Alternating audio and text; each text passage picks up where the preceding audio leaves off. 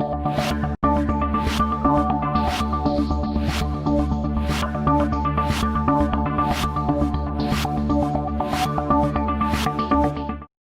yeah, here we go. Good evening, ladies and gentlemen. I'm Brandon Toy. It is Monday, December 7th, 2020. You are tuned into the Ranty with Brandon show. Tonight's show title, Brandon's Thunderdome, Bev versus Naps. We've got a one-on-one debate to start off the show. Should be interesting. Naps has challenged Bev to a debate. And I both see them sitting in Discord. I just talked to them, so this is actually going to happen going forward. How it'll turn out, nobody knows. But it's one-on-one. We'll go through the debate, and then we'll move over to the general channel, whoever wants to come, Bev and Naps, and open it up to the panel. If you'd like to ask a question during the debate, those will be read at the end of the debate to the debate participants. You can do that through Super Chat, but the preferred method is Streamlabs. Those will show up on the screen during the debate. Although the debate opponents will not be able to hear you, I will read each of those after the debate's conclusion and let them comment on each of them. There that is. I'll pin that to the top for you. There you go. Looks like we got a good crowd to start off with. Hope we're going to get some fireworks going here. We got lots of good stuff planned for this week. I've got tentative Flat Earth Fokker for tomorrow night to tell us about his time in a Canadian jail. I doubt that is exciting as the stories about people in Mexican jails or jails overseas, but I'm sure it's pretty exciting, the whole ordeal that he's going through.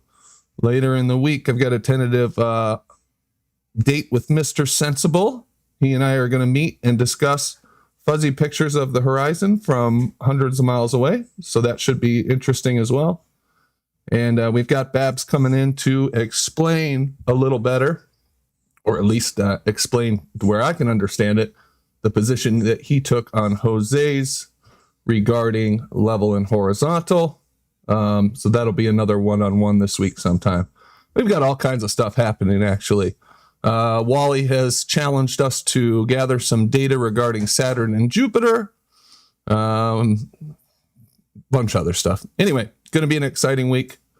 Let's see who we have in chat to start off with. We've got Flat for Life. What's up, Flat for Life? Josh, the Flat Earth Jedi, RM Skillen, Emma UK, Mobius Maximus, Bill G, Shills vs. Shills, Hobbs. Scroll up a little bit, scroll up. Brian Mabbott, Plague Zero, Mike Dornan, Ian Adams, Skeptical Inquisitor, Rob Keane, Jimmy F.E., they, and Colin Dresser, Nick, Page 42. And if I missed you, I apologize. Good crowd to start off the show. Happy to see it. Without further ado, let's go into the debate and see what's going on. And introduce our debate opponents. Hey guys, what's going on? We're live now. What up? What's going on? Hey. All right, so you two are ready to go at each other, tear each other apart in the Thunderdome? Oh God! Why are you being that serious? Yeah, you want me to read my corny intro? Here, I'll read it. Today's victims hail from the bowels of Discord. The challenger, Nap Snaps, a relative newcomer to Flat Earth Arena, has thrown down the gauntlet which has been snatched up by Bev Try Thinking. 2 have entered. Only 1 will leave with their pride. How do you like it? I got to get more of that monster truck voice going. I got to work on that a little bit. Sunday. Yeah, exactly. I've got some rules for the debate. It's going to be a little bit of structure to start off with, just so you each have a chance to say your piece. So each of you will start off with an opening statement of up to 5 minutes, during which you can lay out your case for your position. Subject matter is completely up to you. Since you are the one who challenged Bev, Naps, you will go first with your 5 minutes. So you get the honor of going first. And then Bev will go for 5 minutes. And then each of you will alternate with a 2-minute rebuttal. Once that structured base is complete, which should only take about 15 minutes, it'll be open debate. and the debate will end when one of the challengers taps out or the host gets bored, or we just all decide to leave. Here's the rules. No interrupting or over talking, please. You will be given a chance to respond. There's plenty of time. There's no time limit. There's no gish galloping. If you're familiar with the tactics of the likes of such as Rumpus, please keep the gish galloping to a minimum. Stick to the subject at hand. Avoid devolving into insults. Ad homs will be viewed as concessions, but will only be moderated if excessive, meaning I don't care if you guys call each other names, but if it gets out of hand, then I'm going to step in and say, that's enough. I am a neutral partner or a participant in this debate, and I will not be interjecting with my thoughts or taking the side of either opponent. Follow moderator instructions and prompts. You're free to complain about my moderation during the debate, but all decisions are final and your complaints will likely be ignored. Any questions? Damn, I didn't think this was like a full on like like like a professional like debate. I thought it was just like talking. But okay. Well, it is. It is a talking debate. I threw those rules together in 10, 15 minutes. You're going to open up, talk about your position for 5 minutes. Bev's going to get a chance for 5 minutes, and then you guys are going to go into responses. That's it. And then after that, you guys can discuss whatever you want, have a discussion, whatever you want to do. So is that okay with you? Yeah, I guess. Cool. Yeah. Okay. And 5 minutes isn't hard to fill. You don't have to fill the whole 5 minutes if you want. This is up to 5 minutes. And Okay. I see people in the chat saying we want a dumpster fire. Come on, guys. You know where this is headed. Oh God. Come on. I'm ready. All right. I already know where this is at, but okay. All right. Naps. Let me get my timer ready. And we will commence with the stopwatch. 5 minutes. Go. For first off, as far as the horizon and stuff, I think that it's not a straight line. I don't know where he gets that from, and I just think that you using, Euclid geometry to like prove your points is kind of wrong. I would like for you to like totally explain everything to me, and then you can like ask me questions, and I can. But that's just my way. I feel like if you don't really, Naps. they're not taking Naps. that word. I'm sorry to interrupt you. I think you're cutting out. Bev, is she cutting out for you? Yeah, she's cutting out for me. Yeah. Naps, drop off real quick and then rejoin or get to a place where maybe you've got better signal or something. I don't know what's going on.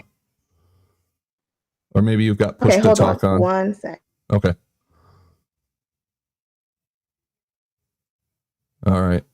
We'll give her a second to fix this audio. And got a pretty good crowd to start off with, so that's good to see. Leah Templar says, fight, fight, fight. Already disaster from the American lady. Leah says, that's not very fair, Leah, but this is just a hiccup in the road. And is it better now? I don't know. You'll have to talk a little longer. It sounded like it was still cutting out. Hello. Yeah, it's good when your voice is a little louder. I don't know if your mic's not picking up your voice or something, but go ahead and continue, and we'll deal with it. And I stopped the stopwatch, so go ahead. Oh well, I really don't have anything like long to say. I'm just saying, like, the only problem I have with Bev is that he really doesn't fully understand geometry, especially like Euclid geometry. The horizon is not a straight line. I would like for you to like further explain that to me, if possible. That's really basically it. I don't have a long, intro. Really? Oh, okay. All right. That's fine. Bev, you've got some time. It sounds like Naps came to have a discussion more than anything, but you've got 5 minutes to go ahead and explain yourself. So, Well, I was expecting a little bit more than a you don't understand. But I mean, I think I do understand the basics of Euclidean geometry, at least, you know, the fundamental basics. If you don't want me to explain them to you, because I mean, obviously you think you know them anyway. The horizon, as far as I understand and I can see, it is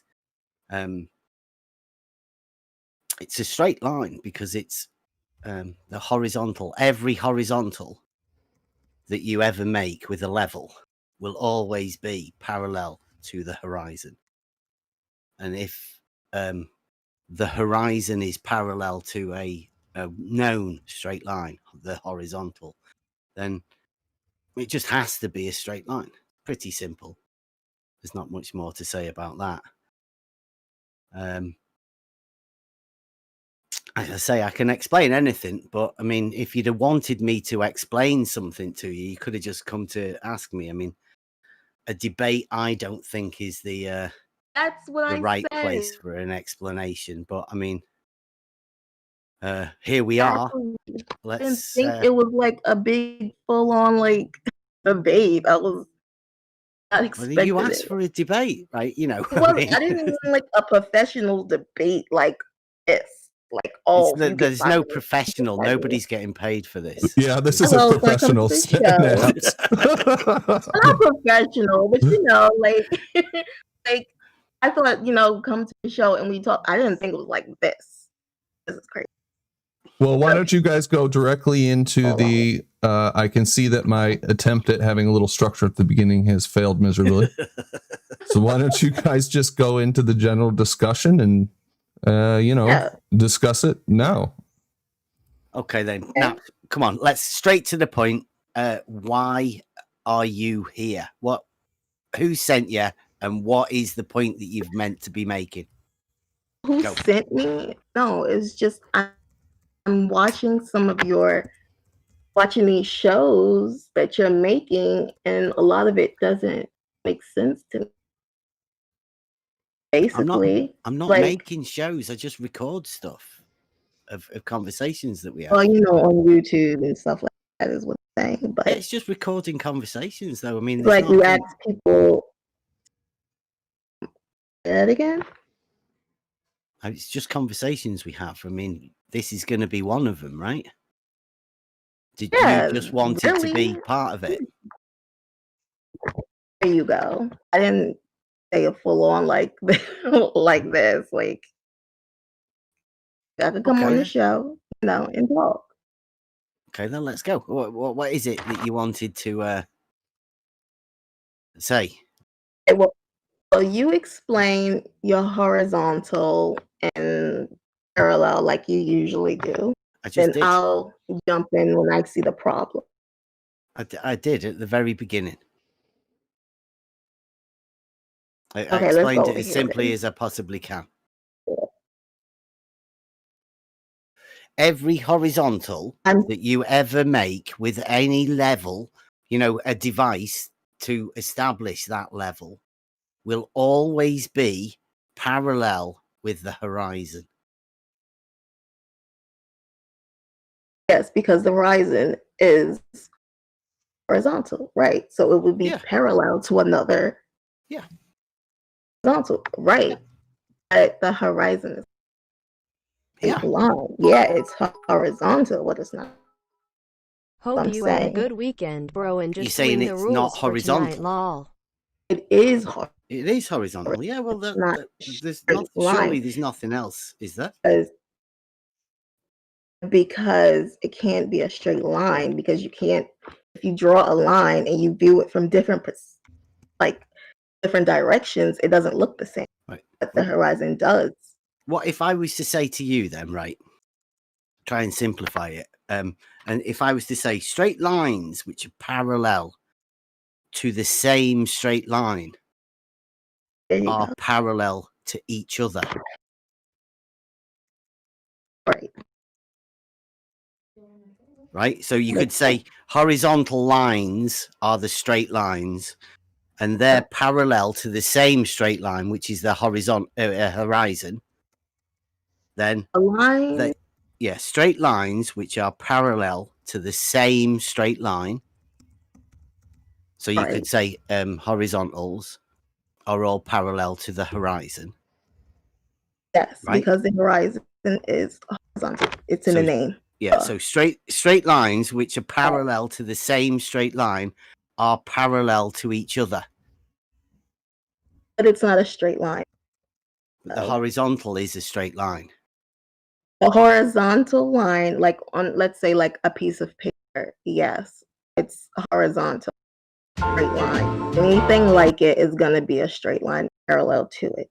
Just like the little ABC thing you show all the time where AB is parallel. Yes, like, yeah.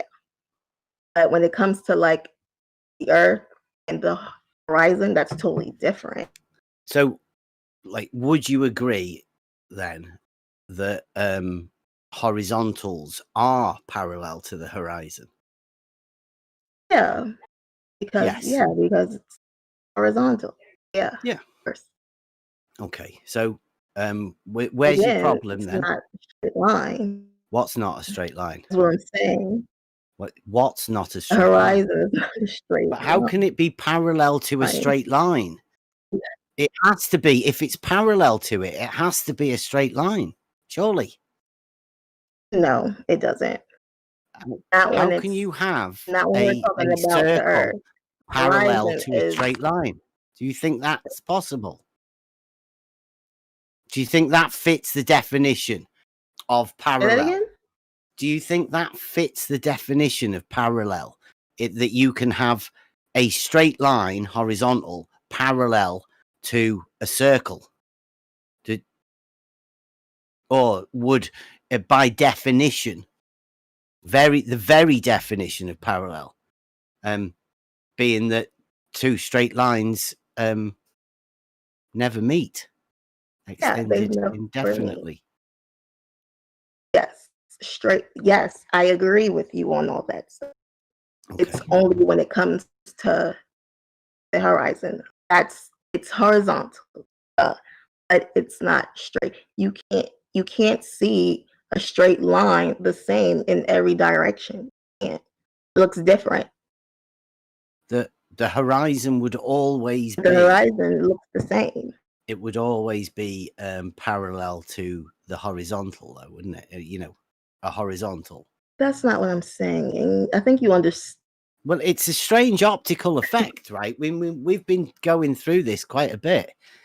It is a straight line, and it can't be a circle. I mean, you obviously something goes on in your head to make you believe that it is possible, but it can't be, can it? If it's how can something that's parallel to a horizontal be a circle? Where do you see that the horizon line? Like where? What did you breaking up again? Sorry. You hear me?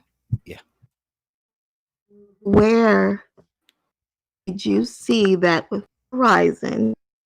It's a straight line. Where does it say that at?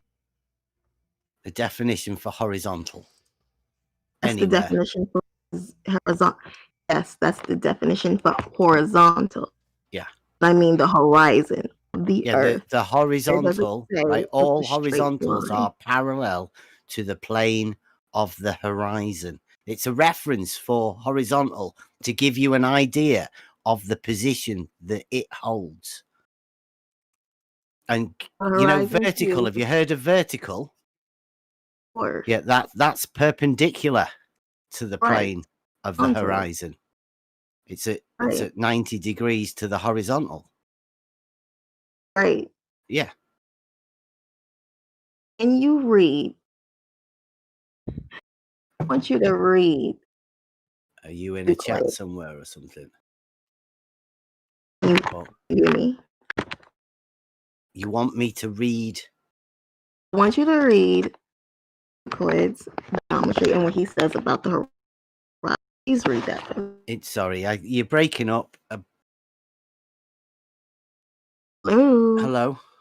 You want me to read? Can you hear me now? Go on. Carry on. I can't hear what you said. Am I breaking up? Yeah, I think you are breaking up, Naps. It's not a great connection for some reason. Hold on. Let me...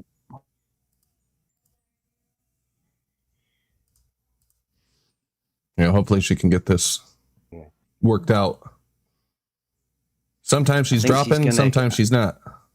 I think she's going to ask me a stupid question that she's been prompted to ask me by somebody else. That she doesn't really understand why she's asking me, but... As a independent member of this debate, I cannot comment on your statement.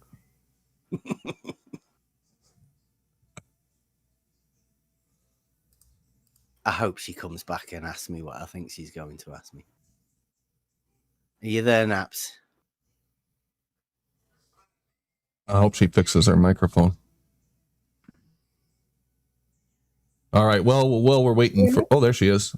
Say something again, Naps. Can you hear me? Not sure. I think you might have dropped when you said that, but keep talking. Let's see if it worked.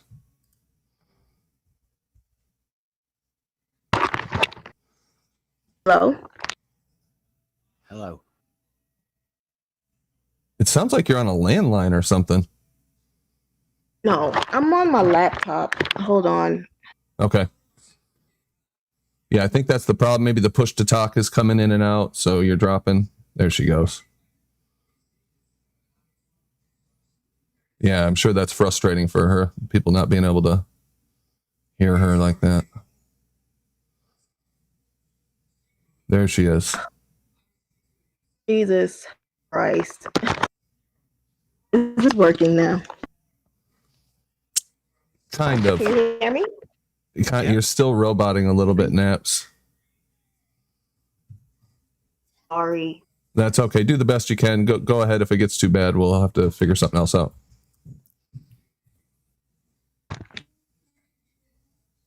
When you said you wanted me to read something.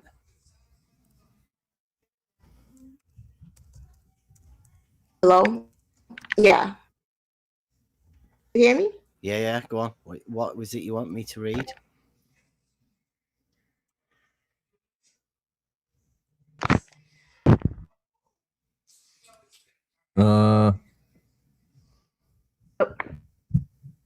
Emma UK says, best debate ever, 199 pounds. Thank you, Emma. I can confidently say it is not off to a stellar start. However, I think there's a good discussion to be had if we can work out this audio problem. And we'll be patient with Naps and her microphone issues. You back, Naps? Yeah. Hello? I'm sorry. I can't get this. What's the problem? Is it the speaker on your computer, or is it your headphones that you're having trouble with, or what? I'm right here up on it. I don't know. Yeah, it's making lots of noise too. Do you have a phone that you could switch to? Let me try. Sounds like you're in a pool with your phone or something. It's making all kinds of noises.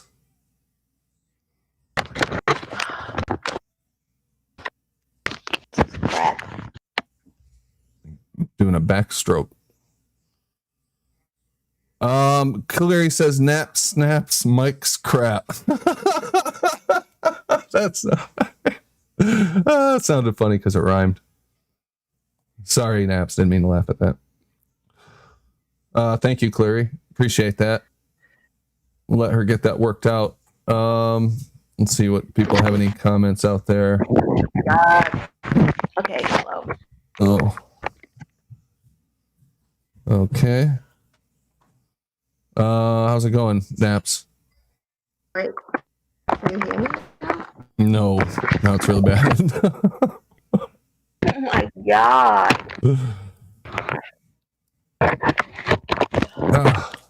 Wow, it sounds like you've got clockwork going or something. I'm trying to fix it. Hold on. I might. Oh god. You don't have a I phone you can shouldn't. switch to? Let me try my phone. Okay. All right. Didn't it sound like she was ruffling around in a suitcase or something with her phone was like in the suitcase? That's what DP's mic sounded like for about a month. Oh man. Yeah, that Got a new one today though. That can get old. At my old job, people would constantly have problems with their mics, and we'd just stop the meeting and say, okay, you have to fix your mic.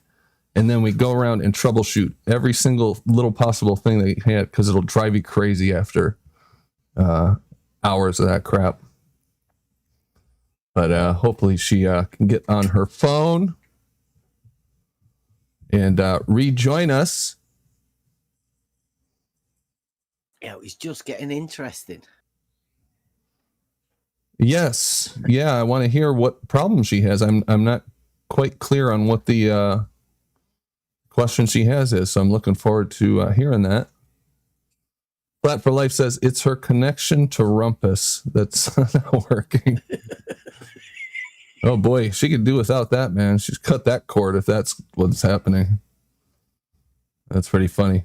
JSM says, is Simon Dan in tonight? I have no idea, man. Does Simon Dan have a sock puppet that comes in here? I don't know. Wow, that'd be cool. Anytime you're ready, Simon Dan, I'll be up for that. Oh, Start, Brandon. Don't hold your breath, man. Come on. They says maybe Bev can tell us what Euclid wrote about the horizon. Oh, that sounds familiar. I don't want to be preempting it. No. Yeah, let's give her a minute. Hopefully she figured this out pretty quickly. They. Is that Chunky Butt Boy? I'm not sure. Earth Bane. I'm not sure. I think it is, Possibly. Ranty, thank you for being respectful. I appreciate it. My pleasure. Yep. Just want to hear a good conversation. Page 40 says, Nappy, throw it in the bin. I don't know. We need to talk to her, though. Let's see. Super Flurf. She's purposely moving the mic so her fingers were making it correct. Super Flurf's got some conspiracy theories about your mic naps. Can you hear us now? Yeah, is this good? Oh my gosh, it's so much better. Yeah. Let's continue then. I'll go back on mute. All right. Sorry about that.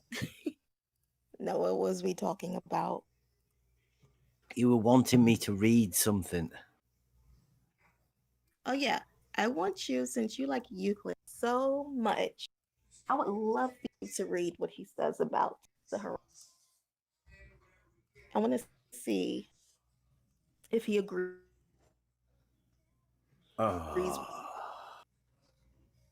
Okay. You're going again. Is that me or is that you?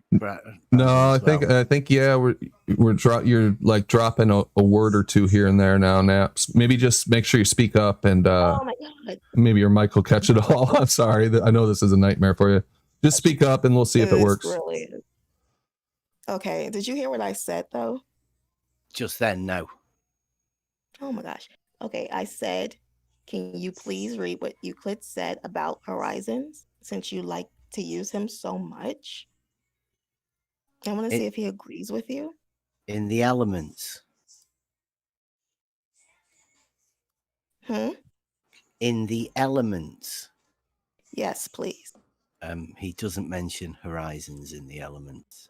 It's a book of geometry.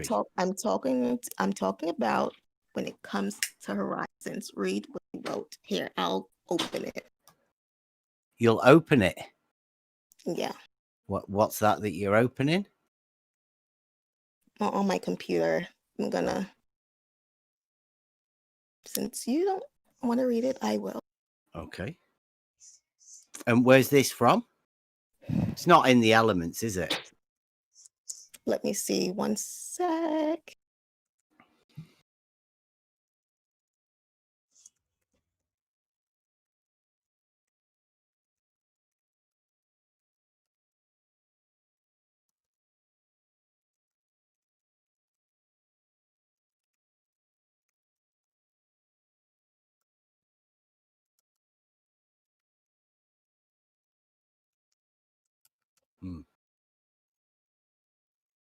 Did I lose you guys or? I don't know. I'm still here. I'll just put some definitions of horizontal Okay. in the general chat. So You hear me? Yes. yeah.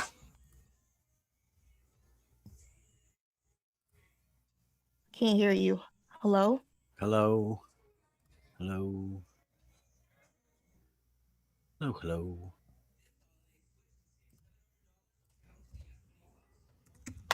Are you there? Hello, Naps? Can you hear me? Naps, you still there? No, she's gone. Holy shit. She's lost her opening. She opened a computer to find the thing that she was reading about Euclid writing something about the horizon. Well, I mean, I don't know what that'd make a difference to all horizontal lines being parallel to the horizon now, but okay. Okay. Let's do this. Jesus. Can you hear me now? Sort of. I'm sorry about this. yeah, I don't know what the issue is, but you just continually dropping out. Hello? Do you have push to talk on? Or something? Are you maybe What? do you have push to talk on or anything weird like that in Discord? No. No? Okay. All right, well keep going, just speak up. We'll see if it works. If not, we'll have to do it another time or something, but keep going. I can't hear you. I'm sorry. It's roboting for me. I'm sorry. Am I roboting for you, Bev? No, you sound fine to me. Okay. It's probably me. Okay. Are you in a low internet area, Naps? Like low signal or something? You say that again? Never mind. That's all right. I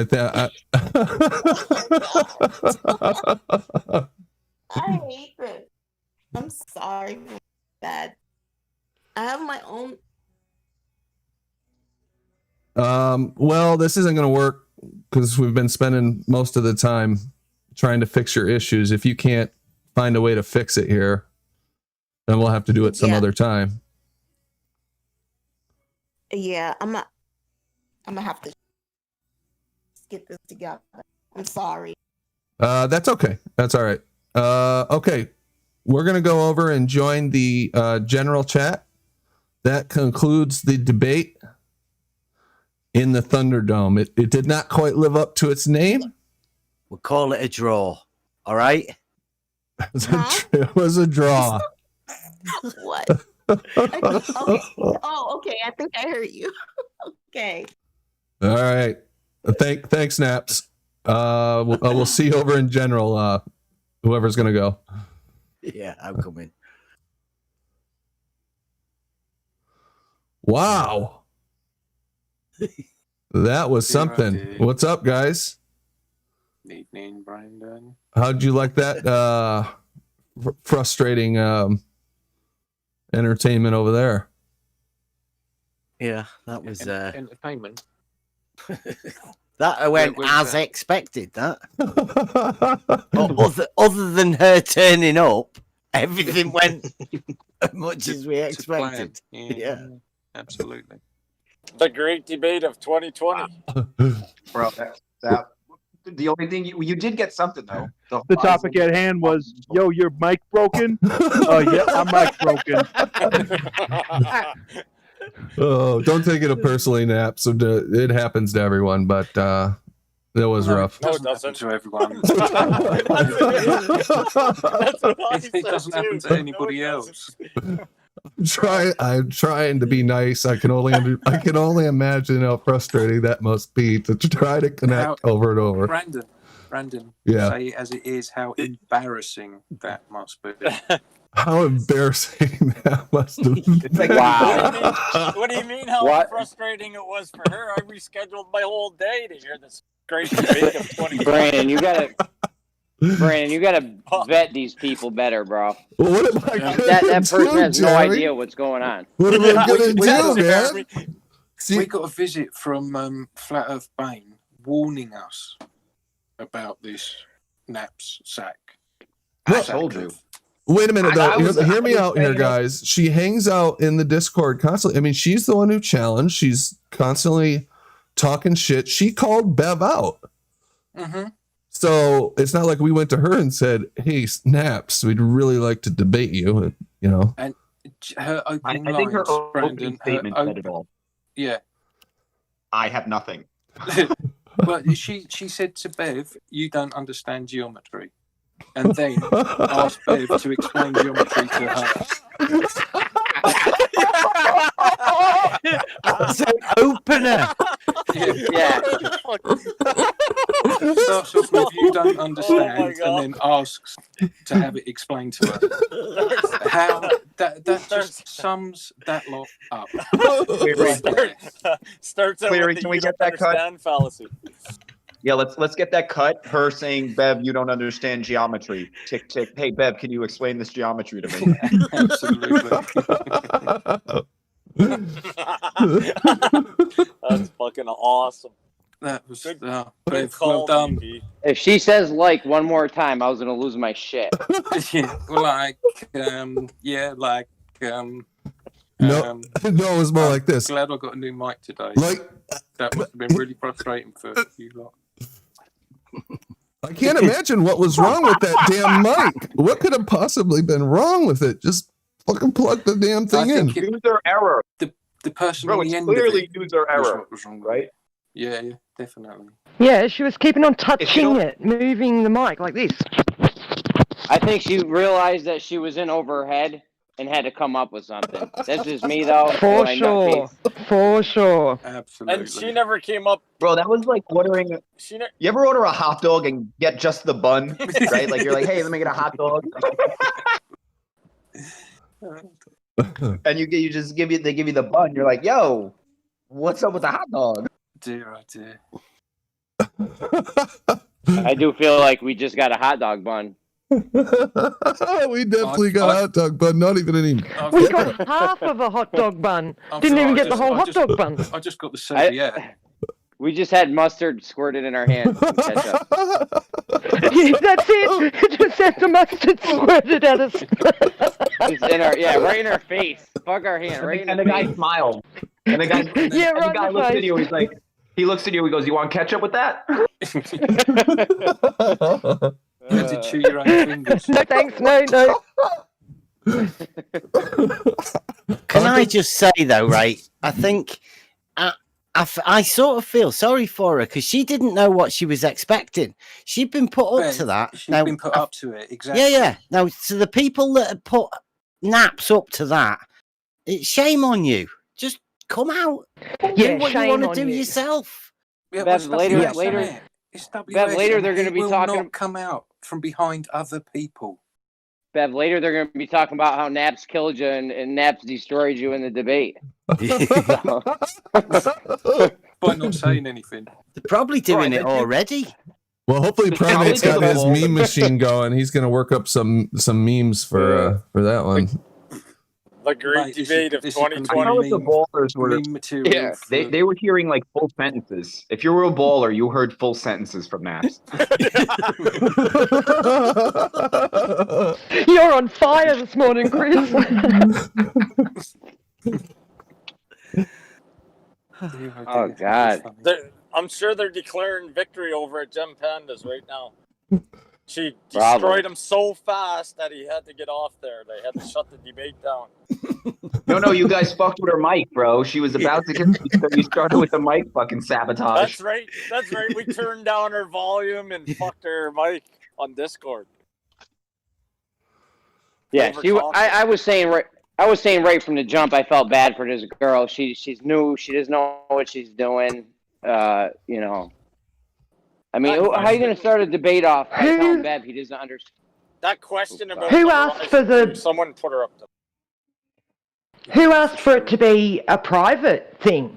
Like, if she didn't think it was a proper debate, why was she concerned? I asked because she said I challenged Bev. I challenged Bev, and I said, "You want a one-on-one with Bev?" Yeah. She wanted a one-on-one. So she's taken the one-on-one and called it a debate, even though she just wanted a one-on-one chat, which she could have had at Emma's anytime she wanted. Like, how ridiculous. They threw her under the bus. They've thrown her under the bus because she's new. And they're probably laughing behind her back that they've got her to come out and do this, and that is really shameful. You know, I keep telling her, don't listen to these people, Sean. They are not your friends. They're not they are lying to your face. And you're jumping on the bandwagon laughing at us when they're probably laughing at you. Bev, what did Euclid say about the Horizon though? Not in the elements at all. Like, yeah, I know who's behind it. WS, come out, man. Yeah, I think WS might just actually be Slice Barcane. So either of you, Slice Barcane, WS, man up. Come on. You're joking, Bev. Man up. Let's do this. Yeah, WS is saying his usual shit in chat. Come on in, WS. Yeah. I mean, we got some extra time on the agenda here. Yeah, come on, WS. I got a room set up and everything. Don't be a chicken. You're joking. Come tell us what Euclid said about the Horizon. Right, he's gonna have mic issues. I got a feeling. Yeah. Is that the general chat? He's talking shit, Brandon. In the YouTube chat. Oh, YouTube. Yeah, he just asked a question. You know, his normal questions. So what does Bev think about Euclid defining the horizon and what he said about it? Which is what you were going to talk about, in fairness. But I did talk about the horizon. I mean, what Euclid said about it. I mean, she just chatted. Sorry, guys. She just chatted that she was on Jose's and she has no issues now. Yeah. So maybe you can come back on, Naps. Yeah. Naps, if you can prove that your mic is working. Hey, Bev, I've got an idea, right?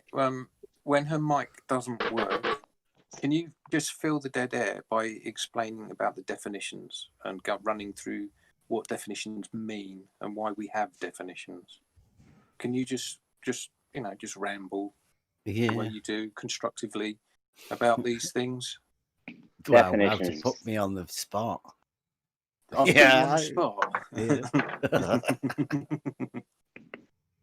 Well, yeah, I mean, this is a big thing at the minute, right? This definitions, ever since Ruhif said the other day. I didn't mean here. I meant when she doesn't show up in the debate. You know, because we're just having a chat now about. Oh, all right. All right. Yeah. Sorry, on mate. Command. All right. You tell me when to go. I'll go. No. Is she really saying that her mic's working now? If she is, have her come in. We'll try her mic for a minute, and then we can continue. Have you got Bev on remote control, DP? Yeah. Well, no, push button to talk. He's got me on remote control. Yeah, that's what I would have thought the other way around. You went good to go. Rakia Life says, okay, I'm ready. Let's start the debate. Come on in, Rakia. We got a debate slot open, man. Thanks, dude. You missed it, Dave. It might come back. Oh, look, how to claim it. Did I say a draw? You did say a draw. Yes, like you did. A gentleman. Yeah. So what's she talking about in there? I mean, I guess if you're a troll, you're going to keep trolling. You won the internet connection. I would call it a non-event. Speaking of non-debates, I had asked Sly to join a debate with Bev, and we received a response from him that was a little surprising in its length. It was 2-page typewritten response, notarized, and he sent it in. He sent it to me in the mail, notarized with the return address. No, but it was 2 pages, literally, typed, saying why he would not debate Bev. I left the offer open, Sly. The offer's still open. Whatever, you got your reasons. I don't care if Bev wants to address them. That's those reasons. That's his business. But the door is open for that one. Rakia Life says another clear, obvious win for the Globe side. Yeah, you got demolished, Bev. Come on, you got to step your game up. Oh, that's a good one. Anything else to say about Sly's response, Bev? Do you want to address that at all, or are you just going to let that one go? Well, I'm sure he's behind all of this, as he's behind all of the stuff that Ruhif ended up making a fool out of himself by saying. There's people behind all of these things that just talk a big game in the background, and you can see by the response of what he doesn't want to debate. He doesn't even. I've not even asked for a debate with him. All I've said is he's got a water level test with 16 100-meter water levels, right, over a mile. That's very, very similar to what we've got going. So all I've said to him is let's have a chat about our water level test. And that sort of stuff is what you end up with. Well, that's how I approached it too. I said, hey, why don't you come on and talk to Bev? Now, here's slide 1 of his response. His declaration of grievances. This stuff is awesome, man. Look, it's even got a watermark. Cool. He's even got a watermark on the damn pages. Would he give you a PowerPoint presentation? Yeah, look, check it out. I feel like he could have addressed in 2 pages. Yeah, he could have addressed the whole. Yeah, good point. Chicken. Anything out that stands out on here, Bev? That's just totally ridiculous. That you want to say anything about? He says he sets up debates. All right, he has set up a debate. That's sort of like me saying, "Right, I've got a debate ready for you now, Sly. Come on, then." Right, Sly, are you not? You're not coming. Oh, see, he's not turned up. Sly Sparkane hasn't turned up. We've just offered him a debate, and he's not turned up. He must be a chicken. Well, that's what he does. He just makes debates. I think one of the times I was actually making my tea, cooking tea for the family, and he decided he wanted me to do something, and that was waving a plumb bob out of the window, looking at the lights in the sky. Well, I live in the UK. It's cloudy. We can't ever do anything like that, and it's stupid. He's given me a list of demands that need to be met in order for this debate to go forward, which I must be declared winner. All right, okay. Yeah, since it is my decision with whom I debate or interact, which, yeah, of course, that's fine, Sly. If you wish to influence my decision to have any further scheduled discussion or debate, the following criteria must be met entirely. Did he have a lawyer write this up?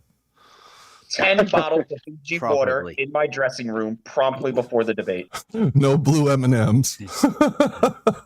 Yeah. Brandon? Yeah. Is there any way to lock the room? Because it's full and people are getting kicked so that other people can join. And it just happened to me. Somebody kicked me so they could join. Well, who the heck is kicking people so they can join? Hold on. It can't be. There's another way to do this. I just got kicked. Yeah, the room's only can set you, to 20 people. Yeah. Oh, there we go. Beautiful. Now it's 32.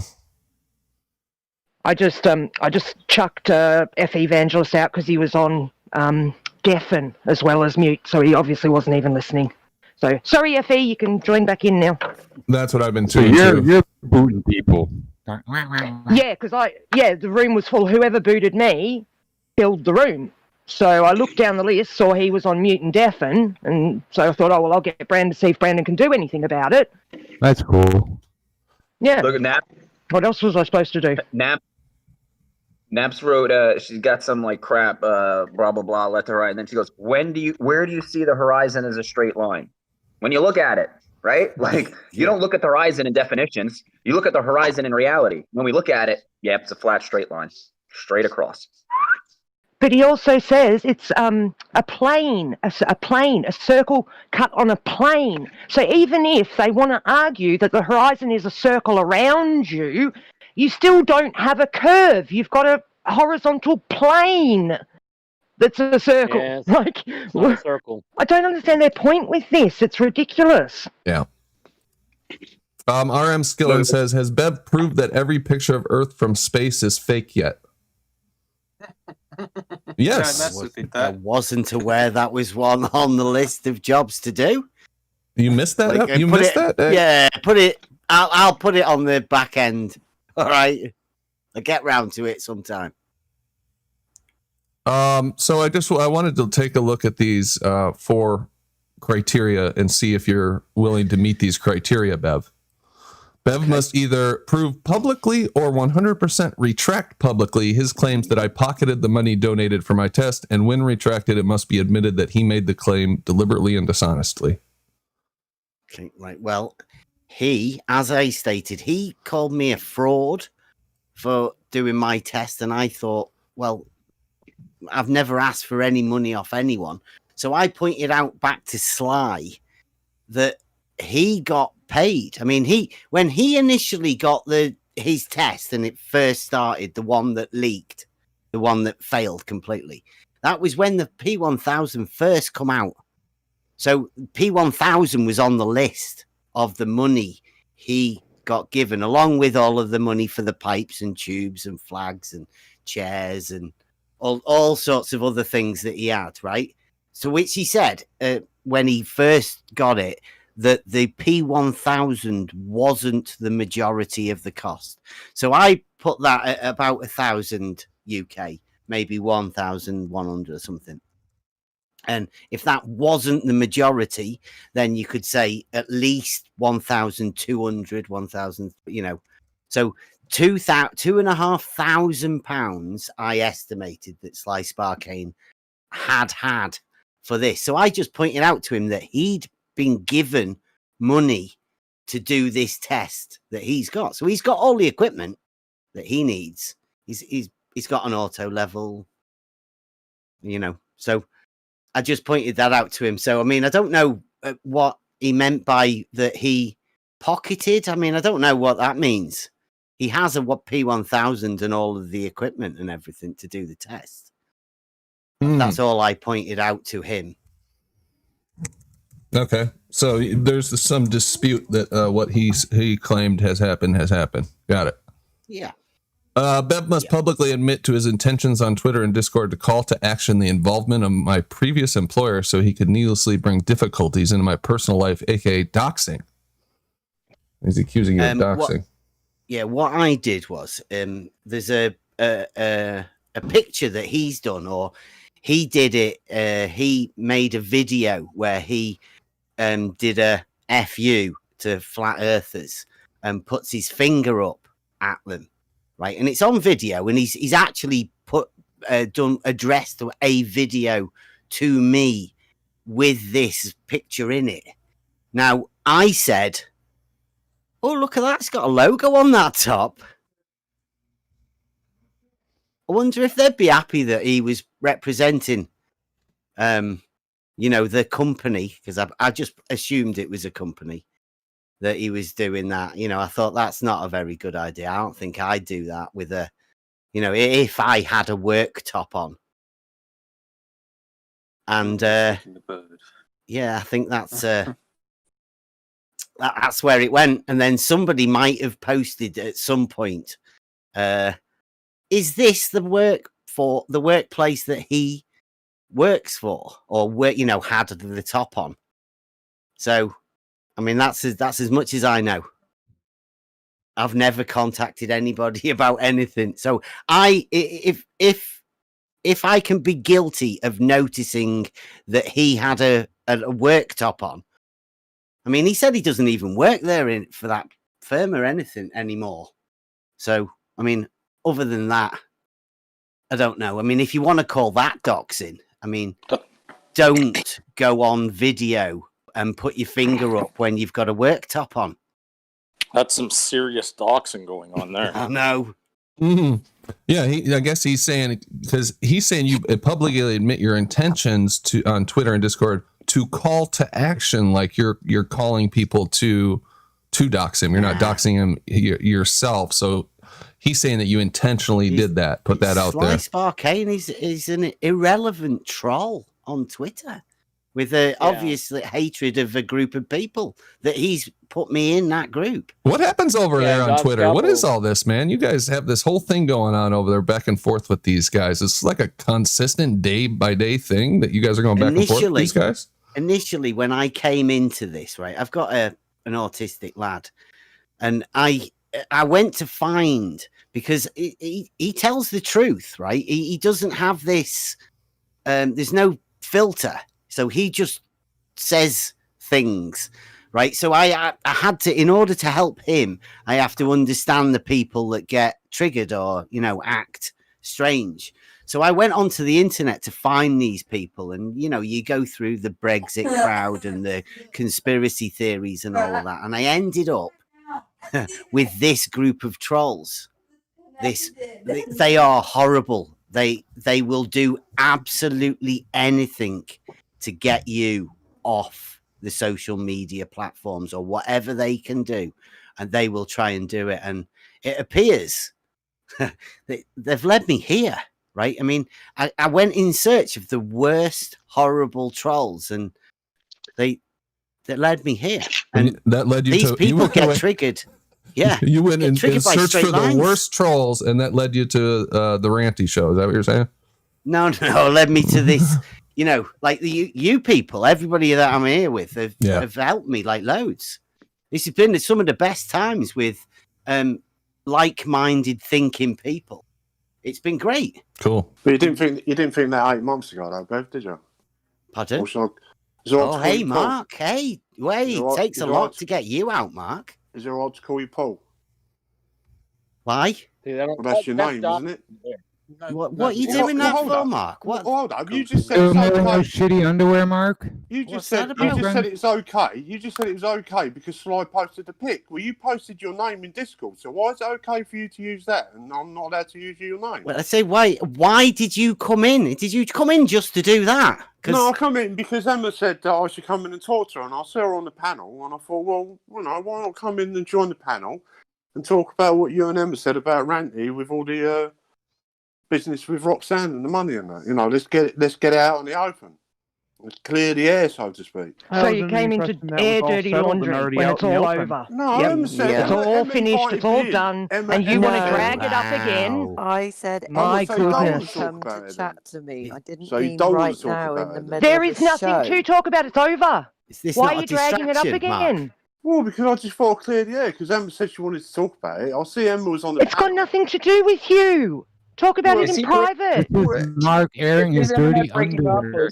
Is he breaking up or this dirty underwear thing going, Mark Taylor? So, I mean, if you want him swapping his dirty underwear here in the room. Small minds talk about people. What, you mean Jim Bolin, like, talking about me and dirty underwear that's got fuck all doing me? Is that what you mean, Paige? Is this the safe slide? You started it. You expect people not to bite back when you come in and start it. You people are unbelievable. Snaps. What, just because I want to clear the air, then I'm unreasonable, yeah? Mark. Do it in private. Don't air your dirty laundry out in front of everyone. It's about Ranty's channel. This isn't Ranty's channel anymore. Ranty's not even here. What are you doing? Well, he's still got a... What are you doing? I'll do what I want, Paige. Shut the fuck up. You're obviously, you don't care about anybody else, do you? You just do what you want. No, I can't just talk to Emma about what she wants to talk about. Hey, Mark. You came in here to discuss that business with Roxanne and ranty. I'm really not interested in bringing that back up again. We put that to bed like a month or so again. We're moving back Well, I beyond didn't that. specifically come in to talk about, that, but I also come in to talk about, how come it's okay if Sly posted a picture for Bev to use that, but I can't use Bev's real name, which is Paul. Why can't I use his real name? Again, he posted it. does it. Why can't you just be respectful and use the name he's got written on his screen here now? Why do you have to do something different? What's wrong with using the name he's got written down on his account now that he's obviously wanting people to refer to him by because he's written it down? Well, why did he post a document with his name on it then? Who cares? Well, I do because I'm calling him Paul. Why is that important? Is your name Paul? This guy sounds like an asshole. No, my name's Paige. I would be okay if we just got rid of him. So Like, he's why not the fuck adding are you anything to talking the about? conversation. I'm He's trying to dox things. Why are you talking? Yeah, hold on, Paige. So Mark, did you just come into docs, or so you're asking? How am I doxing, Brandon, when he posted it with his name on it? If you guys would just hold on, so I can ask Mark a question. Brandon, right? Can you explain to me how come it's okay for Bev to use the example? It's not doxing because Sly posted a picture, but when Bev doxes a piece of paper that's got his name on it, and I use that name, I'm the one that's doxing. Can you explain? Well, Bev can answer that question. You're asking it to Bev, correct? Well, yeah. Well, you was talking to me. Why are you asking me? Why is it okay, Paul? I'm not involved in either one of those. So why don't you ask Bev? All right, Paul. Why is it that I can't use your name? What's wrong with that? It's like nobody calls me that. Well, no Bev's my one calls you name, Paul. right? Everyone calls me Bev. So why did you post a document with your name on it then if you didn't want people to know your name? Well, now everybody does know my name, right? Because Well, you've just said it. No, right? you posted the document in a public server, Bev. How do you equate that to Sly wearing a jumper and putting his finger up at us? Well, because you just said it's okay, it's not doxing because Sly posted the picture himself, which It's I agree just a with. Which picture. I agree with. I agree with. If Sly's posted the picture, and Well, you'll use why the is picture, Sly saying then it's doxing then? Well, that's up to Sly, though, isn't it? But all I'm saying is you can't say that's okay. Sly And I'm not- publicly I'm calls not me a allowed to use your name. I'm not allowed to use your name on a document that you posted Why, yourself. That's why not did double you standard. come in to use my name, Mark? What was the point of that? He's being a dick. He's a dick. Clearly, the Well, only I'm a dick reason for using somebody someone's would- name. Clearly. Same reason he uses No, my name when he knows using someone's name when Get his real identity out there. All right, Why Mark. would you? It's devolving, Trying man. to get his identity. Yeah. We got your point. You got any other point to make, Mark? Do you have any other point Can to you make, prove Mark? the globe? Can So you you're prove the saying I'm not globe to welcome us, then, or Brandon, no? We Well, heard actually, use your your name, question. Brandon. Bev responded to your question. Do you have anything else to say? If the only thing you have to offer is calling out Bev's real name and saying, well, why? Then no, you're not. Take that shit and get the fuck out of here, and we'll talk over. Nobody wants to hear I that wasn't bullshit. talking to you, We Chris, were was I? having a I perfectly wasn't fine talking to you, conversation Chris, was until I? your drunk ass came in here and I started was babbling drunk. about your drunk bullshit, bro.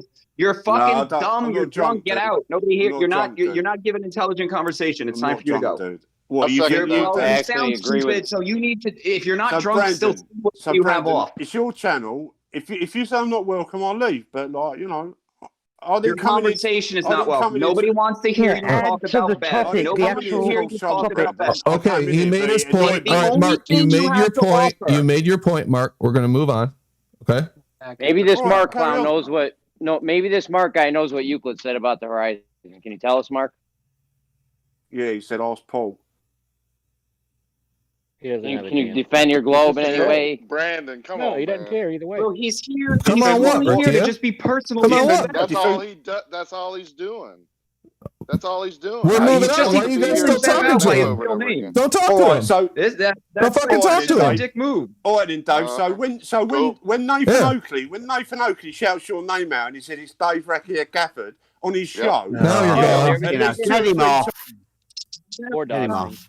You know, Fucking asshole. What the- does this have to do with Bev? The fuck, Mark? Yeah, It well, has nothing to do with Bev. it does. It You're has not welcome loads to back. do. We were going through the Sly Sparkane thing. That's what it's got to do with it, right? He had to come in to interrupt. That's what he's here That's the globe for. argument. Well, Well, anyway, Naps is let's here now, continue. Bev, Let's not so get you might- let him sidetrack us anymore. Hang on. Hang on. Let me just say something real quick. Okay. Bev is right when he says they're triggered by straight lines. It's fucking stupid. That's Okay. Did you fix your mic, Naps? Is it all better now? Is it okay? Can you hear me? Yes, I can. Define a straight line, and they'll get triggered. All right. So We hear you, Naps. Let's hear about Euclid. Hang School on. Bev No, on no. Euclid. Hold on, guys. Hold on, guys. Hold on. Brandon. Yeah. So what does he say about the horizon? Hold on. Hold on. Who is saying my name? Me. Huh? Well, who? Yes, DP. Oh, what's up, DP? Right. I'm going to ask if we can make Nap wait, seeing as we've had to wait for her. Let's finish with Bev and the Sly stuff, and then we can come back to Nap. Great suggestion, and that's what I was just about to say. So let's finish this up. We've got 2 more points to go, and then we will go and talk to Naps again. Thanks.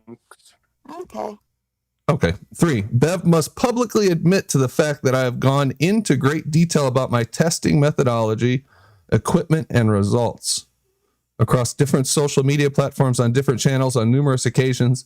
And in that admission, his claim of me being too scared to discuss my tests is only based on the fact that I have no interest in visiting Emma's Discord. Okay, well, I've asked him to have a discussion about his test with me his new test, and the improvements he made, and the things that we're doing with our test, and how we can talk. I mean, and that's what he's not done. So I don't know. I mean, I've offered to anywhere, really. I mean, he knows that I'll talk to anyone, anywhere. I've always said that. I've been on McToons, I've been on Fatty Boy, haven't I? And I've been on, I've been everywhere. I'm not bothered. I'll go and talk to anyone. So, yeah, Sly hasn't ever come and talked to me about his test, water level. He calls it a bending water level test. It sounds ridiculous, but I mean, that's what he called it. Okay. Oh, look, it says there. Look, see, he's even put a plug to his video that he's done on his channel. It's called Bending Water.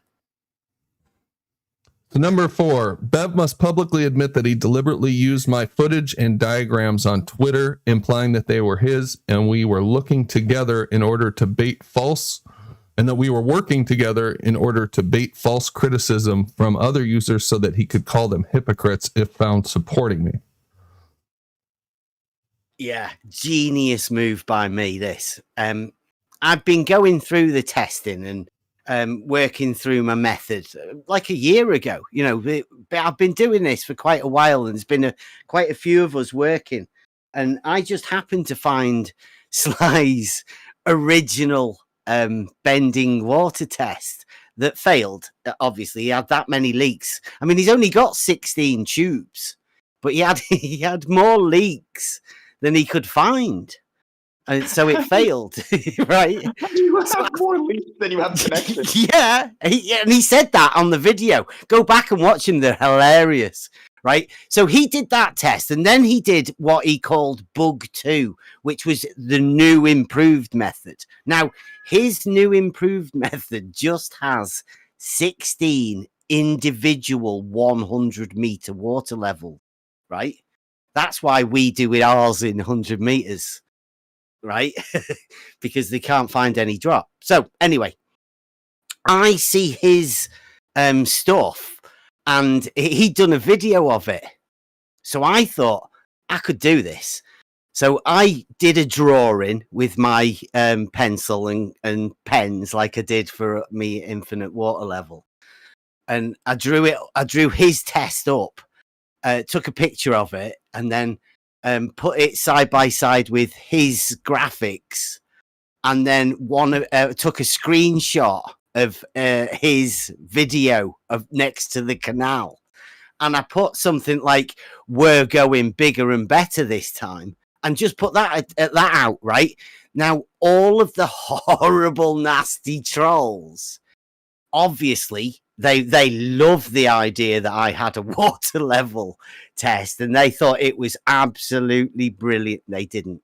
They slated it, and I just kept saying, "I'm sure I won't be able to make it to this one, but I'm sure there'll be qualified people doing it." And then they just absolutely slated it. Somebody said it was the picture of the Manchester Ship Canal, so that confirmed that it was in the UK. And then eventually somebody must have twigged and gone, "Hey, that's Sly Sparkane's."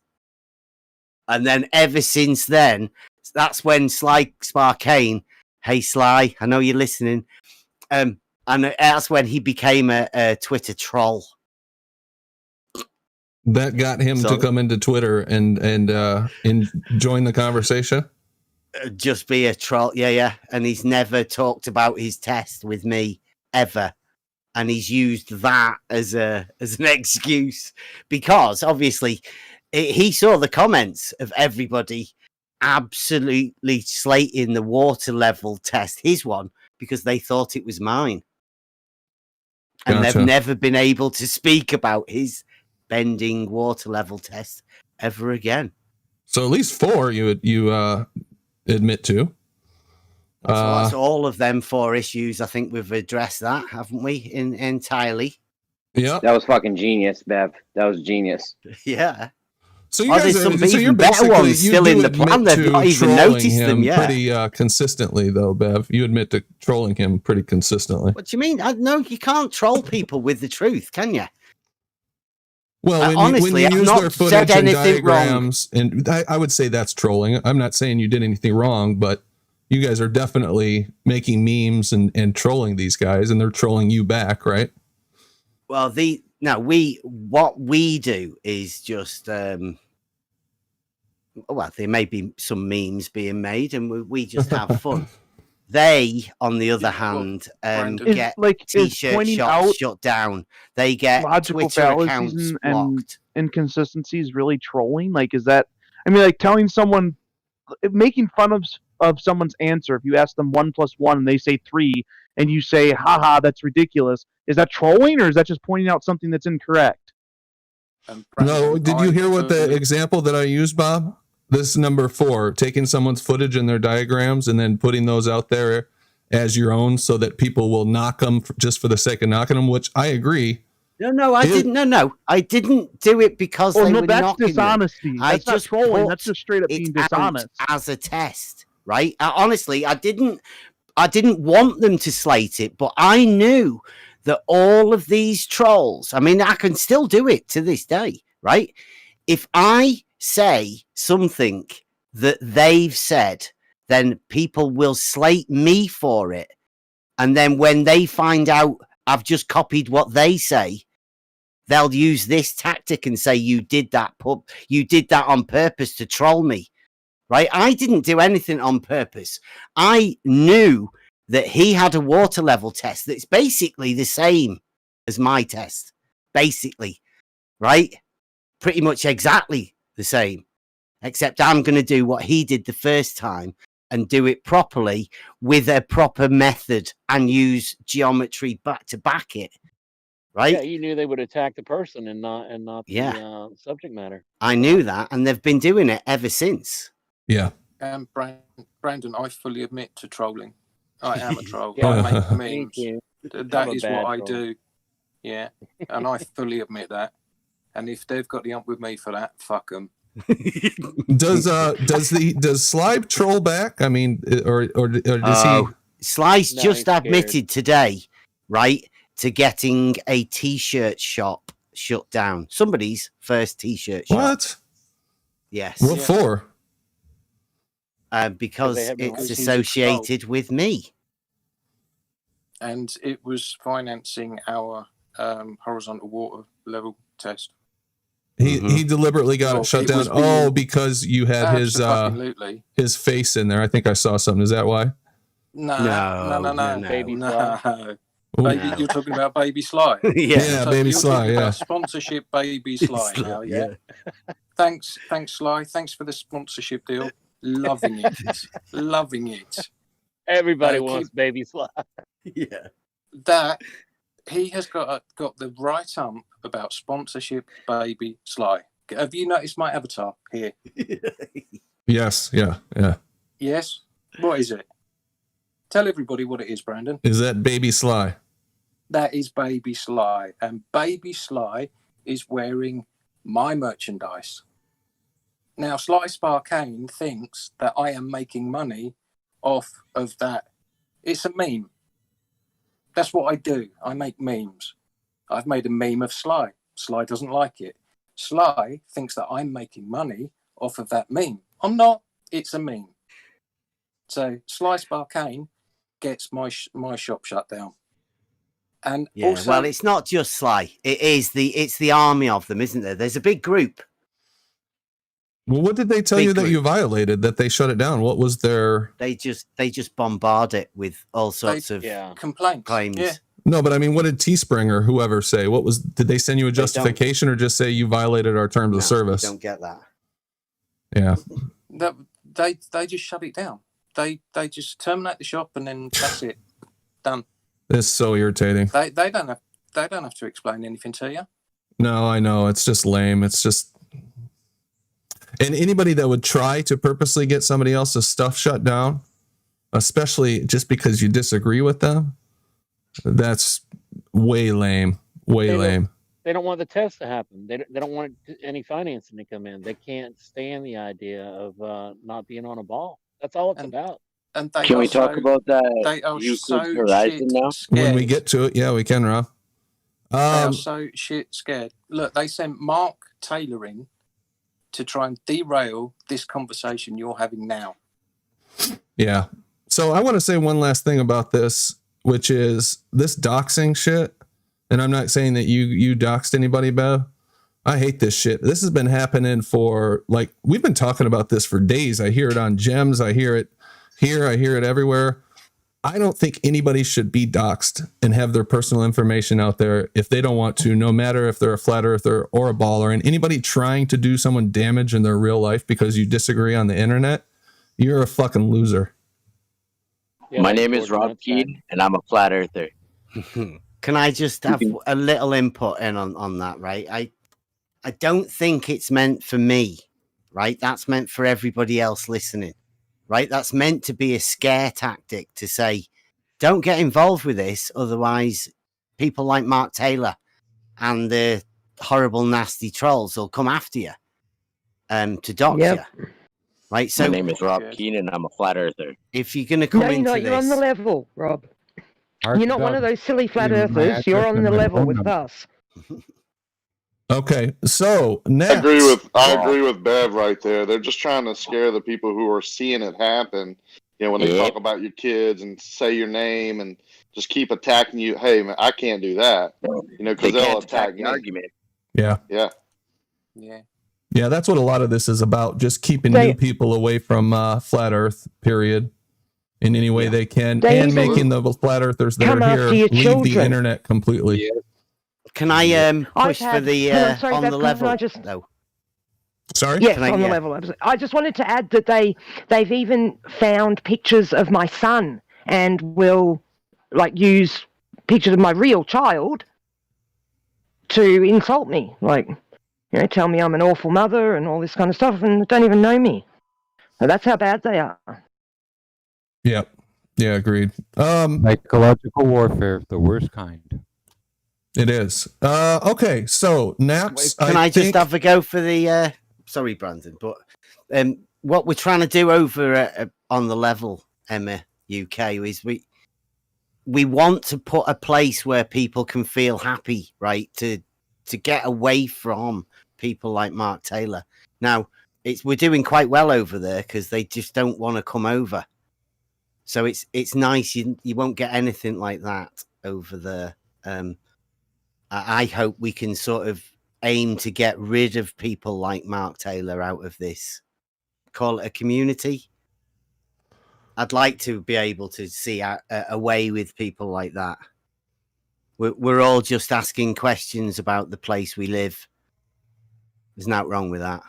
Yeah, it is nice over there. Not a lot of trolls. Yeah, shouldn't be anything wrong. Our Discord over here is kind of like a battleground where we're fighting for every inch of the turf. But I've been avoiding all those trolls, and I try to find the place with the least amount of them, where they get the least airtime.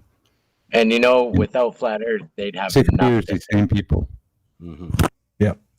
Okay, so let's see what's going on with. Oh, Naps is now deafened, so that idea is out of the realm of possibility at this point.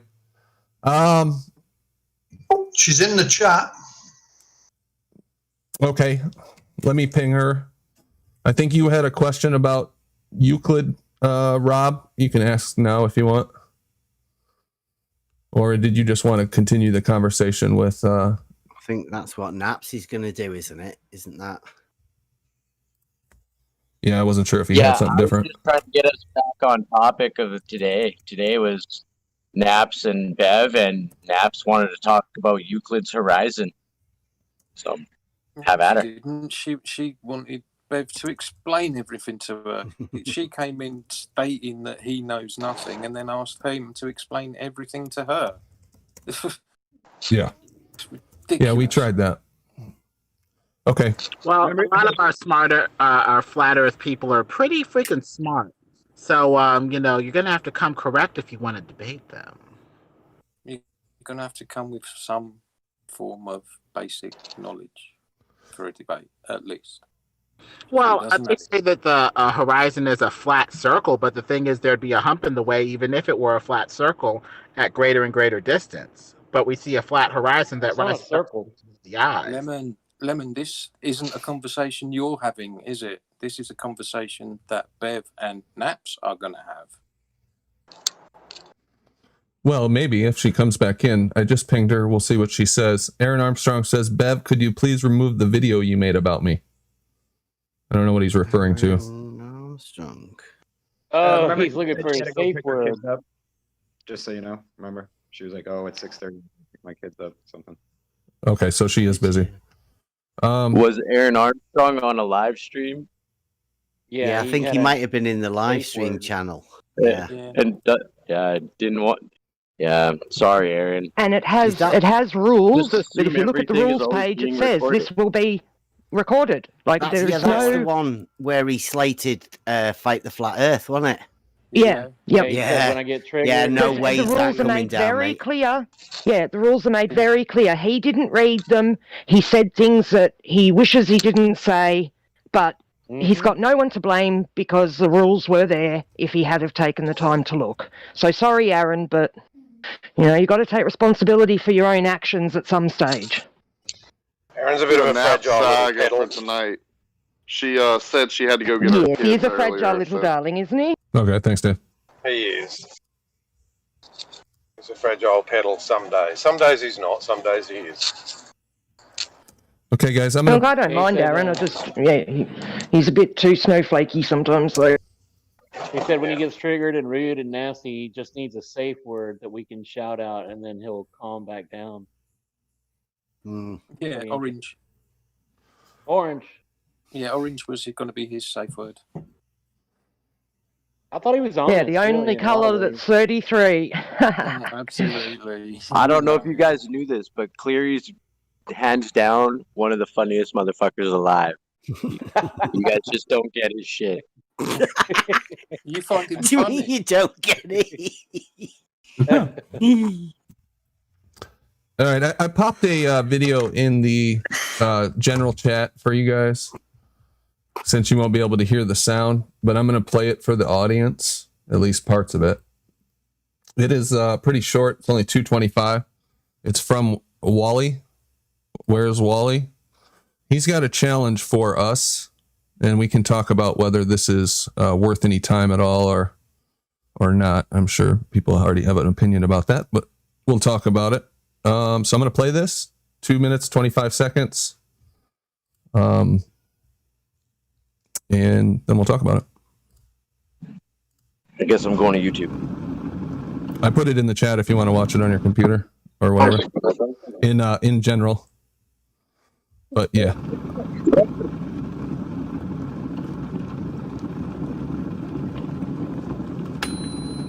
G'day everybody. So she would have had to have gone and fetched the kids halfway through the debate. And this is going to be a little bit different because I'm going to ask Brandon Toy to come and do this one with me. Brandon, you have quite a nice little following now that you've inherited the RANTY show. So why don't you actually get in and do some science? How about you ask all your followers to, just after dark, take a photo of Jupiter and Saturn. Now they're very close together in the evening sky. And how about we all measure the angle between those two planets from vertical and report that back to you along with your latitude of where you were when you took the photo. So all you need is maybe a string line if you really want to be scientific, and an angle on your photograph just after dark, Saturn and Jupiter, and your latitude from where you took the photo. And let's all report in to RANTY, and over the next week or so, let's just see what we see. I mean, I have a fair idea what we're going to see, Brandon, and I'm not sure how you're going to explain it, but let's have a go. So Brandon, I look forward to you doing this experiment with me. I'll ask my subs to do this too, and we'll tabulate the results and see what we can see. How about that? And to make it easy to submit a photo to me, you can either use my email address and just send me the photo and your latitude, or you can use this little web form. Here's the address here and in the description, and just upload your image there and fill in a few little details. I'll keep everything extremely confidential, of course. I'm not going to tell anyone anything except what we found. I think I know exactly what we're going to see because I basically checked it out on Stellarium. And here's what I see in Brisbane when that matches my sky, and here's what you'd see in London. And it's tipped back the other way. Now that's a bit odd. And if you look at it at the equator, you see this. So I know what we're going to see, guys. And it's going to be really interesting to hear how this gets explained on a flat Earth model of any sort, Gleam, any type of flat Earth model.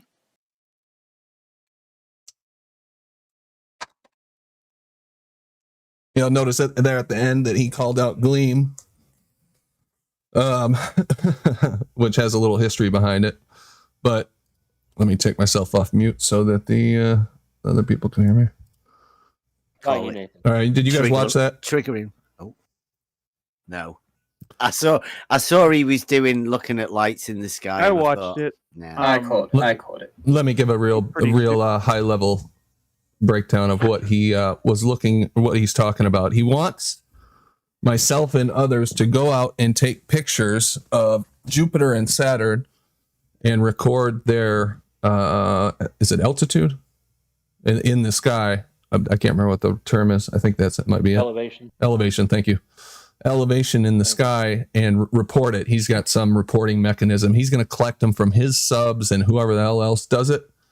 And then he wants me to explain how that would work on a flat Earth, which we've essentially done on this channel with perspective. So this is just, in my opinion, a setup to get me to see what explanation I'll come up with that'll fit whatever this data, and for them to say, oh, it fits the globe perfectly. We predicted this exactly. And your explanation doesn't blah, blah, blah. They'll never accept anything we say as far as here's our flat Earth explanation.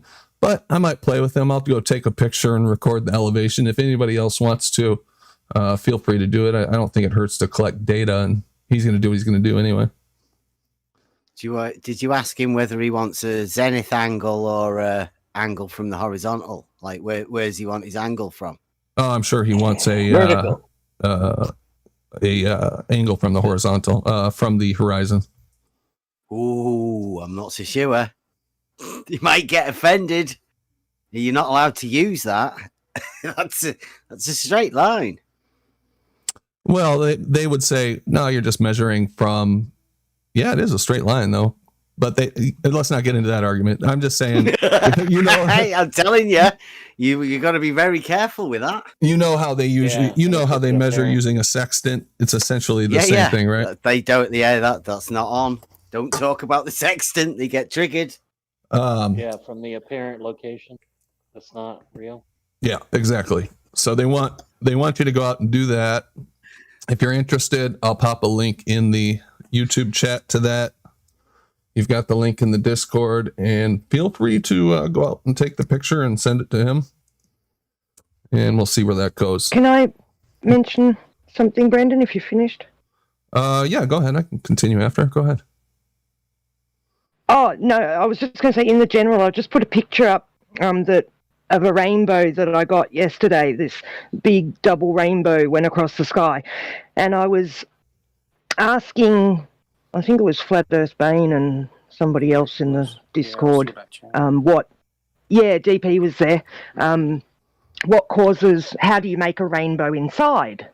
And, you know, we got through the water and the light, and they're like, that should be it. And I'm like, no, you need something else when you're inside that you don't need when you're outside. And I finally told them you need a mirror or, you know, a bit of glass, something that will cause a reflection. And I said, why don't you need that when you're outside? And they just wouldn't.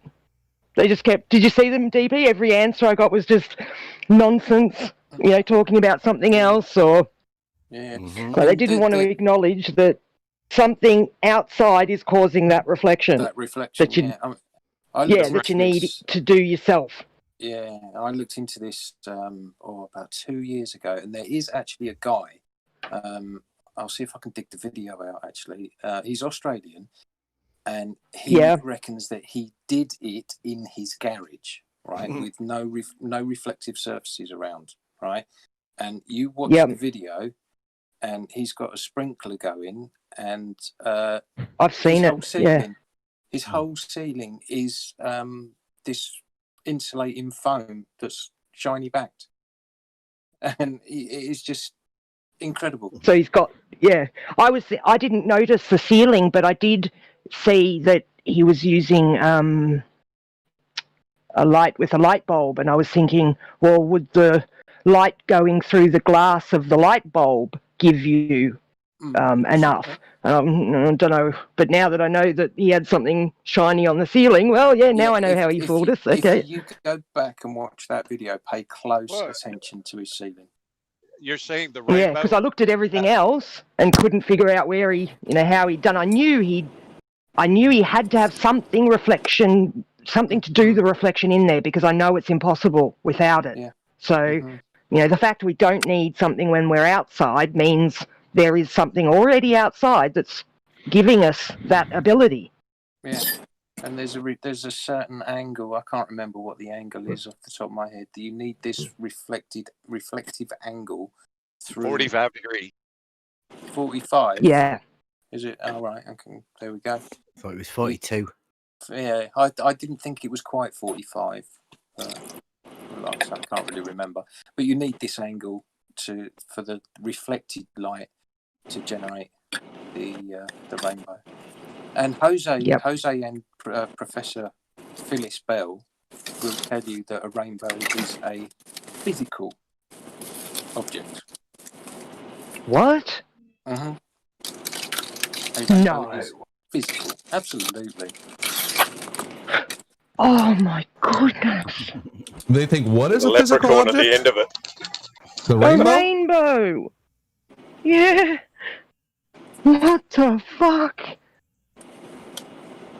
What is their justification for that? That it's a physical object. Anybody know? Why do they think that? No idea. No idea? Okay. Why would you ever think a rainbow was physical when you can literally watch it up here and then this up here right in front of you? I mean, that lasted for 5 minutes. The sky went all red and cloudy. Like, it looked like what it did when the bushfires came through here last year. The sky went like red. And I'm thinking, what the fuck's going on? And then all of a sudden and it was so bright, and it went big half circle right in front of me, like as if it was put there for me. And I'm looking at it, and then I see it was a double one, and within 5 minutes it had blown over it went from the north across down to the south. The wind blew the red stuff away, and then the rainbow disappeared. It was amazing, all in space of like 5 minutes. Just more Tells you what the optical sun does to activity. the atmosphere, doesn't it? The sun, when Yeah. it hits the atmosphere, it lights up like neon, different colors, right? It's amazing. Yep, it's Full all light spectrum. optical activity. The air, what we see, is active. Optically air. speaking, it's active. Super fluid. Type in optical activity. Every university covers it. All right, interesting. So, one more thing on this Wally challenge here. So Wolfie was in there. I asked the question, well, what are the assumptions? Because that's what it's going to come down to. Interpreting the data, and whatever your assumptions are, that's what you're going to get out. So if you have certain assumptions about how the stars work, it'll fit your model or not, or it'll fit whatever shape based on your assumptions. So this is interesting here, and this tells me pretty much everything I need to know about this. Wolfie says the base assumption is that it will see 1 degree difference in rotation for every degree latitude change. Can't argue with that. I mean, that is what we see with the sextant for the most part, except under 15 degrees. But roughly we do. We also know the 1 degree per latitude is, this 1 degree is impossible on any flat Earth model. However, it is easily explained in the globe. Well, then what is the fucking point of me taking part of it? You know what we were doing the other day? Like Ruhif was explaining, and he had his angle, and I was explaining to you the stadia hairs within a optical device and the relationship of the object moving away in the distance and the compression into those stadia hairs. Right. So I would give whoever just said that the idea that it is a known optical phenomena that can be calculated within every optical measuring device there is, that something as it moves away drops. Yeah. You don't even need to talk about stadia hairs. That's just how things work. That's how perspective works, right?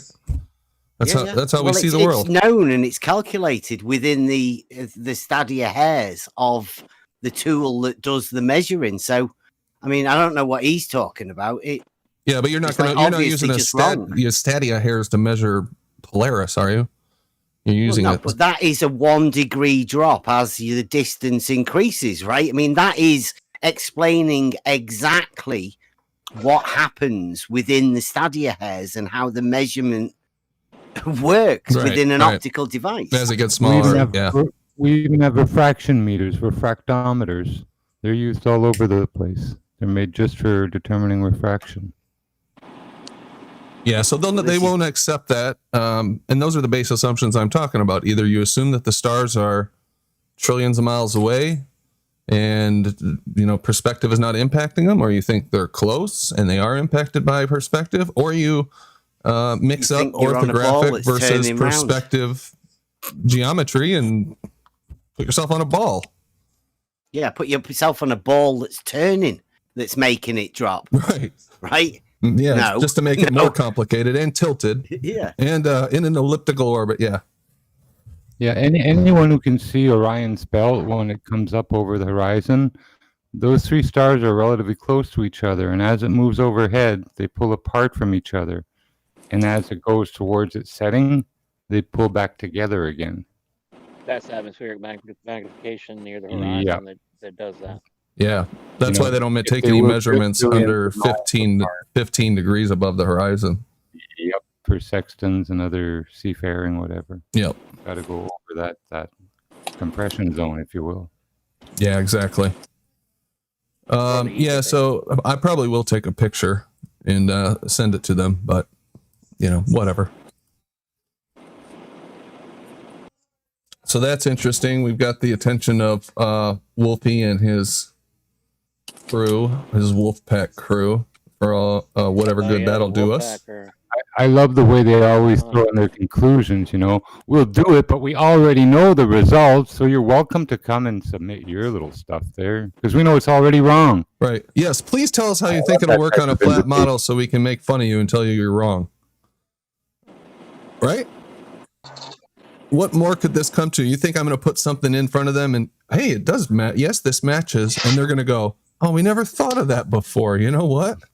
You're absolutely right. Highly doubt it. Yeah, I used to love when Sean Hawkins would say the equatorial mount cannot work on a flat Earth. I'm like, well, it can't work on a freaking globe.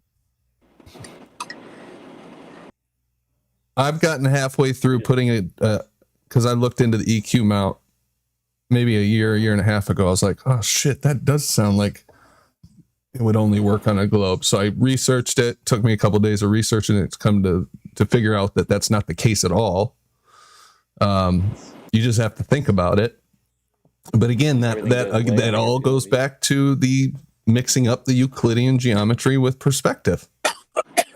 It all comes back to that same thing. That's why they can't accept that difference between those two. So anyway, yeah, EQ mounts. What I was saying is I've got halfway through putting a video together for it. Ghost of Jimi Hendrix. You guys ever had him bug you? Oh yeah. Oh yeah. He's a bug. Yeah, I haven't seen him around lately, but he used to bug me on a regular basis. But he's not bad. He's not, with me anyways. He wasn't disrespectful. No, he wasn't ever a mean troll or anything like that. But one time I went back and forth with him and I said, okay, you think an EQ mount works the way you say it does. What are you basing that on? Show me a video that shows a star being tracked with an EQ mount on one axis from horizon to horizon, or the sun and the moon. He sent me a video, literally, of an EQ mount, a video of an EQ mount spinning on Wolfie's porch. It didn't even have the sky in it. It didn't show the view through the reticle. It was just an EQ mount spinning around on his porch. And he said, here you go. Like a ballerina. That's what You're kidding, bro. I swear to God, I laughed so hard. And then the next thing he sent me, I said, no, dude, I pointed out the flaws in that one. Then he sends me a cartoon. And I'm like, dude, are you kidding me? What did you base your opinion on? And he says, oh, you know it works. Oh, okay. They live in mathematics. They live in a construct. That's, they start off, well, we're on a ball. It's this, it's that. That's in their brain engraved. Dude, they haven't got the geometry. Mercury. Ask them why don't we do Mercury? Me, it's Club 321 is ingrained in my brain. No, Brian, your mic's way low. I don't know what's going on. I just had one thing to say, man, and then I got to go. But I don't know how many times I got to say if you're using latitude, longitude, that's mapped out for a globe. It's mapped out on a flat plane and then converted to a globe with latitude and longitude. So they could do all this shit as long as they're using latitude and longitude. It's gonna work only on a globe. Jesus Christ. Yeah, I just tripped over a latitude line a while ago. Yeah, good point, Brian. Travis, your mic is opening up for some reason. Oh, sorry. Oh, no problem. So, what just tripped on a latitude line. Come on, you guys. You can go to a latitude line and stand on it. It's real. Yeah, that's right. I can dance on the horizon. You can send your friend to the horizon because it's a real place. With a picnic Come on, basket, you guys. you can go and join them at the horizon. Maybe one of the Globers on the panel right now could explain to us why they think an EQ mount falsifies a flat plane model. Gently, do you take that opinion that an EQ mount proves the globe or falsifies a flat plane? Are you there, Gently? Oh, yeah. Do you take that position? The position of what, sorry? That an EQ mount proves the globe? How? Well, it goes a long way in proving it, yeah. How is that? How? Yeah, how? What do you mean, how? Well, you said it goes a long way to proving it. How does it go a long way towards proving the globe? Because if you presuppose you live on a globe, it proves it. Right, but if the stars were moving around a flat plane, it would take a completely different path, the EQ mount, right? Do you know How what do the you know stars that are? if you're not on a flat plane? There's the assumption. He assumes that if this happens, then this. So he sees what we see, the stars move. Then he starts the assumptions and the beliefs. Oh, it can't happen on a flat plane because I believe it can't. And that's beliefs. Exactly. No, if That's what you said, no, 'cause- gently. Yeah, Okay, but hang on, let me answer the bloody question. Let's Right, not attack Bev- him. Let him answer. Right, Bev's an expert in geometry, right, and he'll tell you that no matter how you look at it, if something No, is taking a dude. circular path, Just the basics. Fundamental understanding of the basics. right? Okay then. Yeah, So don't if something is use your taking a time to attack circular Bev. path, Let him Answer answer. your question. Guys, just let him answer the question. Go ahead. right? If something is taking a circular path and not an elliptic path, then you can say quite clearly that something is rotating on an axis. There would be no logical conclusion to draw from that observation other than that. That's an assumption. Don't from your- sully the What? name of logic like that, please. But a logical So you assumption. can't just assume that the sun was created to go in an elliptical orbit, like an Of course elliptical you path. can. You can make that assumption. Yeah, right. You can make that assumption. You can say that is what is happening. But if your EQ mount followed that path, it would be a different path to the one that he actually does follow. The EQ mount follows How the do you know perspective that? path in your field of view. Simple It's not geometry. following That's why. a globe. Oh my goodness. What did you say, Cleary? The EQ mount follows a perspective path in your field of view. It's not following a globe. Objects tend to rise and come across It's a flat moving and go telescope, down. people. Let's call it Look. what it is. It's a telescope with a motor on it. Okay, it has a motor. You program the motor. It spins. Like if you think if you walked up to a spinning telescope, like you're just walking in the street and there's a telescope just spinning around, you'd be like, oh, look at that fucking thing go. But you wouldn't be, well, Yeah. Earth must be a ball. No, Yeah, you'd nobody be would like, do I that. live on a ball. Look Oh, at that hang on. telescope. But look, Listen to what you just said. Can you hear Listen to what you just said. If you have a telescope rotating on its axis, right, then it's going to make circular paths. Yeah, it can only make the circular telescope paths. will. The telescope, not the Circles. Earth. Circles. The telescope makes the circle. The Earth doesn't, right? Exactly. So you made a circle with the, so the telescope is Exactly. moving, not the Earth. Exactly. Exactly. So the telescope makes a circle. Right. And if it's focused on a star and The doesn't Earth doesn't. leave the star, then the star must be making a circle. That's your incorrect No, assumption if you are right on a there, plane- gently. There's your assumption. Yeah, There's your there's assumption. the assumption. So because the EQ How mount, is that an because the assumption? EQ mount is making a, I'll tell you, because the EQ mount is making a circle, you believe that everything around you is also making a circle. Due to Congratulations. perspective. Only perspective. But all you have empirically, the only thing you have tangibly to show anyone is the EQ mount spinning in place because of a motor that a human put on it. That's not proof of anything, except that humans could put a motor onto a telescope and make it spin. I Howard, could you do wanted that to if you jump in want. here. I got a motor. Go ahead, Howard. Yeah, Just jump it in when is- you're ready. it's like if you line the EQ mount up at a star at zenith at midnight, and 6 hours later it will be looking at the horizon. 12 hours later it'll be looking straight down at the ground. Yeah, because it went out of your field of view. That's all. Don't be a simpleton. Because it was programmed to do that. It was programmed by a human to look straight down at the ground because that human had a belief that the Earth was a ball. Because it's not actually looking at the star Programmed. anymore, is it? The star's gone out of your Look at the view. ground. And just because you think just because it's looking at the ground, you think, well, the stars must be under our feet. No, fuck Caveman that. logic. Why don't it work with the sun, Howard? Why don't it work with the sun? Y'all don't like talking about that, does. do you? It does No, work it does with the not. sun. It Yes, does it does. not. It does. Okay. All right, let him respond. Go ahead, Howard. Yeah. You just gonna say it does? I don't understand why he says it doesn't work with the sun. Why do you say that, Brian? Because if you take the angle, when you're standing on the ground. Yeah, that's fine. Okay, and you go into a gym and put a ball on like a jar or something, just sitting there. Okay, that works fine. But the further you get away from that jar, you go across the gym and shine like a laser.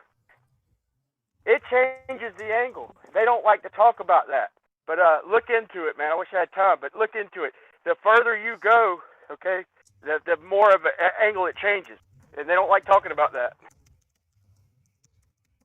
Yeah, I'm not following that. I don't know what he's talking about. Let's go back to the point you made about the EQ mount spins around and points at the ground, and then it picks back up the object after the 24-hour cycle where it started. Now, these due to their circular path, they do rise and set in predictable places that are not that far from where they rose or set the day before. So the best way to do this, because they're going around you and there's perspective involved, which means they go down towards the horizon as they set and they come up from the horizon when they rise, is to have something, a circular pivot on your telescope that will follow that natural arc around as it goes over you and into the horizon, and then spins back around the next day and picks it up. It won't be exact that next day because the position has moved. The moon is everywhere. But it is not pointing. It is pointing at the ground after sunset, not at the object. You cannot say that it's pointing at the star, sun, or whatever when it's pointing at the ground. That proves nothing. Yeah, that would prove the same thing as if I made an EQ mount that just spun and never looked at the ground, right? It just stayed above the ground. I could be like, well, look, stars never go below the ground because the EQ mount doesn't. The exact same argument, but they'll be like, no, because it doesn't fit my beliefs.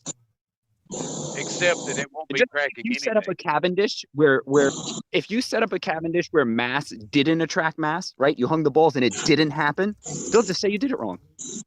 This is the thing they've already established in their minds. So even if you had an EQ mount and it did everything it did and was completely wrong, right? And it proved the Earth wasn't able, they'll just say it's wrong. They'll just say the EQ mount's broken. That's all. You show them positive proof that they're wrong, they'll just say it's broken and that you did it wrong.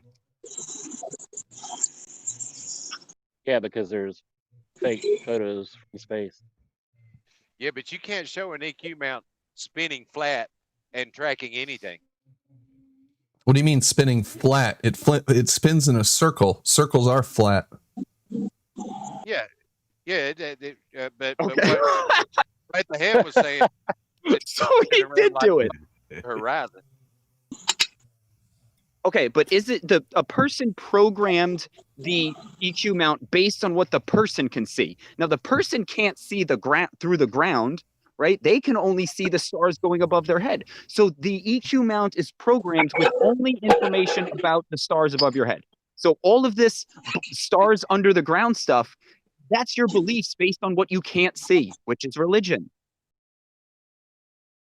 If I believe God was under the earth and he was turning the stars, right? There was a God under the earth and that's what moved the stars. That's the exact same thing you're telling me. Something under the earth that we cannot see is causing the stars to move like we do see.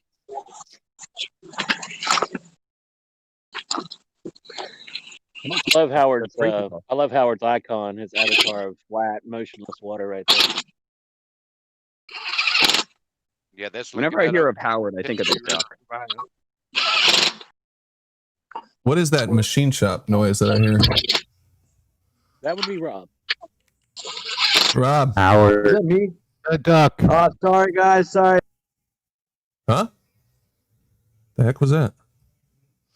Yeah, you just hot mic. That's Rob working, making a living. All right, cool, man. Keep it up. Changing dip fluid. Shame on him. Rear axle. Ford F-250.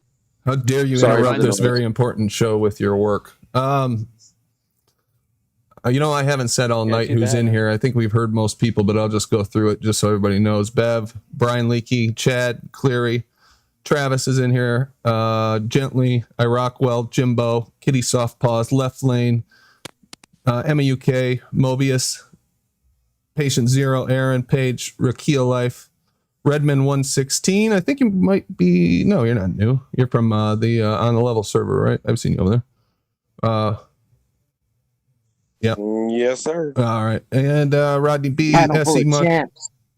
SE Montreal, Domesticated Primate, Bob Dole, Right the Hand, and Vague Hero. Now, you might be new or under a different name, Vague Hero. Is this your first time joining the panel?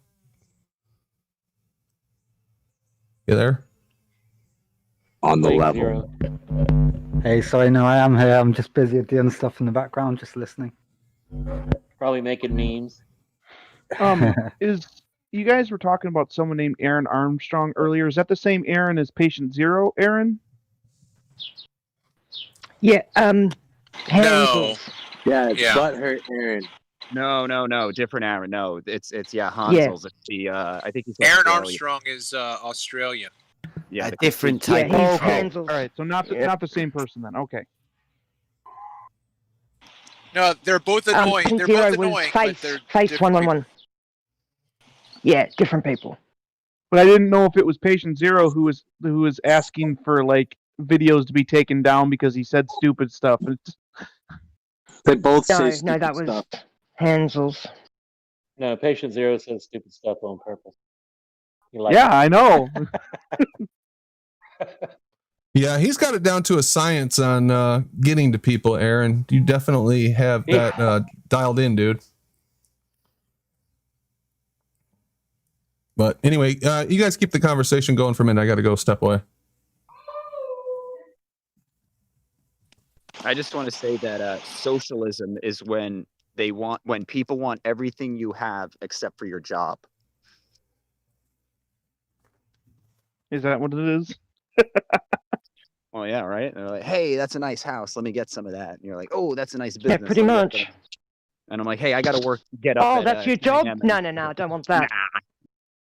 Fuck that. I don't want to shovel dirt. That sounds like a I lot don't of want work. a job. I don't want to actually do anything. Listen, I want results without all the other stupid crap, okay? Yeah, just give me everything. What do you? I gotta.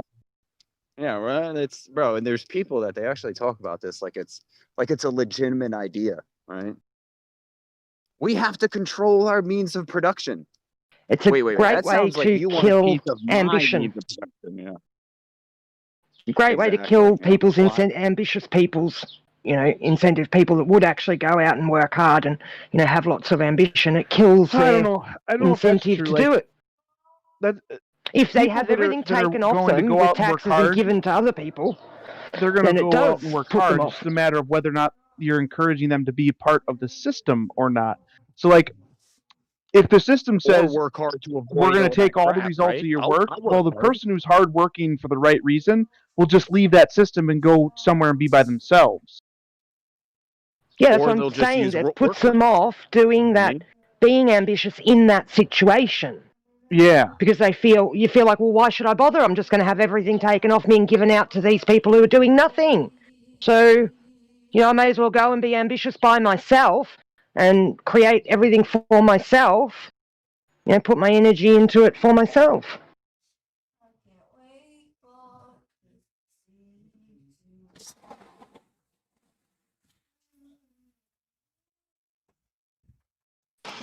Did we get anywhere with Howard on the EQ mount? He didn't respond to the last thing that I said regarding it being designed the way it is because of perspective and the predictable path of stars around us. Yeah. So Those EQ Howard, are you there? Can I? Oh, okay. Well, if he's not here, then whoever was going to talk, go ahead. Oh, the left lane's here. I think he was lighting up. Go ahead, Howard. I just wanted to say something real quick. Yeah. Those EQ mounts at the horizon. So when it gets to the horizon, you know how normally there's some compression that happens to stars at the horizon? Does that EQ mount follow it at the horizon for the extra little bit of time that you see it like compressing? No, actually, it does not follow it perfectly. They have to make adjustments. They usually use what's called an auto guider that slows it down or speeds it up, whatever the circumstance is. It doesn't keep perfect sidereal time as it Probably in the calculator programmer. Yeah, they have a program, so it actually does make minor adjustments on 2 axes. It's not perfect on 1 axis, and near the horizon, all bets are off depending on, you know, what the weather's like, or if there's a lot of water vapor, shout out Jimbo, in the air, whatever. I just don't understand how if we can all sit down and see the stars move, water. then we see the EQ mount move. How is the EQ mount giving us any more information? Right? Like, isn't all the information that the EQ mount gives us comes from the observation of the stars moving? Yeah, that's it, right? How else would you Pretty design much, something to follow the path of something that goes over your head, like a plane? Let's say you just wanted to have a mount that put your camera on and followed a plane as it flew directly over your head from a long distance away. How would you do that? How would you build your mount? You'd build it in a circle so that it tracked from the Point it at the horizon, plane, right? You look at what you're following, and then you would move it. You would find that path, and then you'd program it into a motor. That's not. I don't know how they take that and then make it more than it is. But the pivot, you would obviously make it a circle, so it swung around. I don't know how else you would do it. Even cameras can't go up and down. I mean, yeah, up and down, yeah, but that main pivot, that'd be what you'd move. You would move it on 1 axis in that Yeah, case. I'm saying you can't tilt it up and down to follow the plane. Like, if it's following something that's moving, it's got to be going left and right, right? Like that's common sense. It can't do any, like, it can't make any other motion to follow something going left or right. And then you could have it go in a half circle over your head, and then once they get out of sight on the horizon, it could swing back around on a horizontal half circle. So you like a No, man. you know, It does like the analemma. Okay, the first half that it does, it's going to do the exact same on the second half, but it's off a little bit, just like an analemma. And the sun will not work on them things. It's a little bit off, set from the stars. Plus, it's going to always come up early and linger. It's when it sets, it's going to linger. So that's exactly what would happen if the sun was coming toward us or going away from us. It would just fade off. It wouldn't set. It always does that. If a plane was flying straight and you were looking at it from the ground with one of these telescope adapters thing there, it still would appear to curve. And I got a sneaking suspicion. I agree with Jimbo. And I got a sneaking suspicion that we check the clouds, okay, or we check something, you know, like the lowest thing, a low set of clouds, and then we check like a low-flying plane and map that out, and then we check a high-flying airliner, and then we check some super high-altitude clouds. I got a sneaking suspicion that the higher we get with the math, we'd start getting closer and closer toward what Jimbo's saying with the with a circle, perspective circle. That's my suspicion, but I haven't done it yet, so I can't confirm that. But I can confirm. It's sort of like a Coriolis effect. It's a visual thing from the observer. When something like the sun, it looks like it deflects, like it's not really moving in a straight line, like it's doing an arc. But it's a visual thing. A plane flies in a straight line and it seems to curve towards like a bank in front of you, even though it's still going straight. Yeah, and ain't it convenient that that the further you go, the more trig starts breaking down. So when they start mentioning that, see if they can, you know, check clouds. It don't work because what you wind up with is a cloud that's about a mile high, and it's already on the horizon in about 10 to 12 miles. That doesn't line up. So the further you go, the worse it gets. I don't think they considered it. I think it would have been way harder back in the day to do the math on that. It'd take a group effort to figure it out now, in my opinion. I'd be willing to help. I definitely need a lot of help.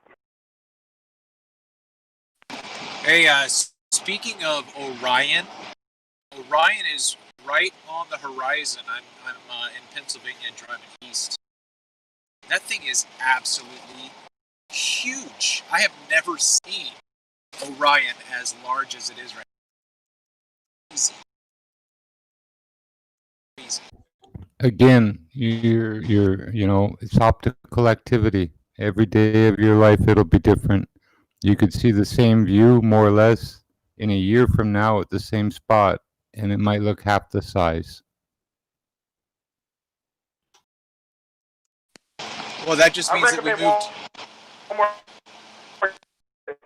Sorry, Trey.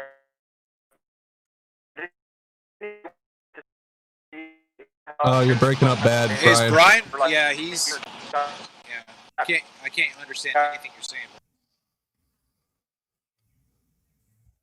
Yeah, he's roboting pretty That bad. really sucks, man. That really, really sucks.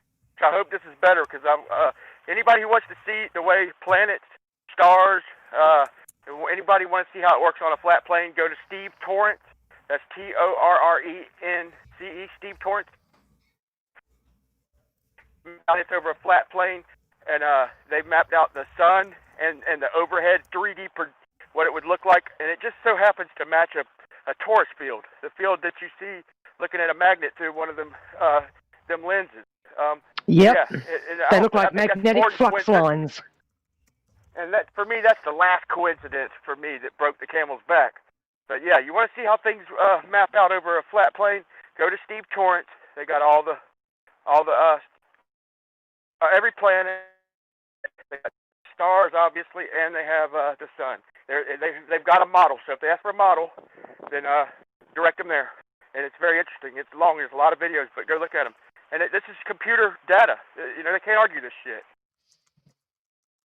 Should chuck a link in the Discord or something.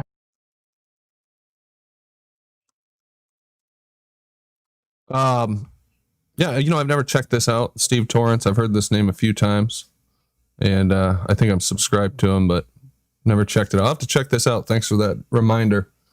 And I did put the link in the YouTube chat. So anybody who wants to check that out can check it out. Brandon. Yeah. Okay. So that's pretty cool. Oh, all right. We got to straighten something out. A couple people sent me this. The calibration procedure of the auto level.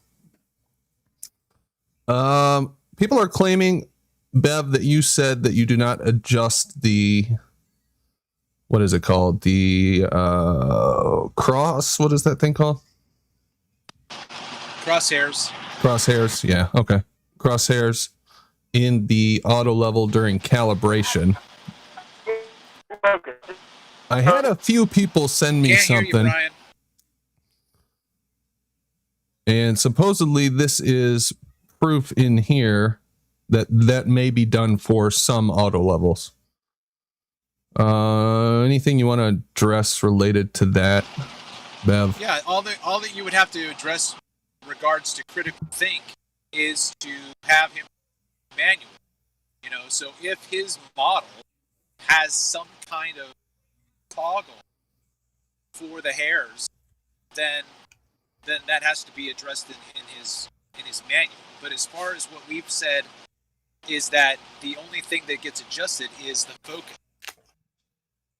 Yeah, so maybe some of them you adjust the hair or the cross or cross whatever, and some you don't. But see, that doesn't make any sense though in my mind, because if you've got a stationary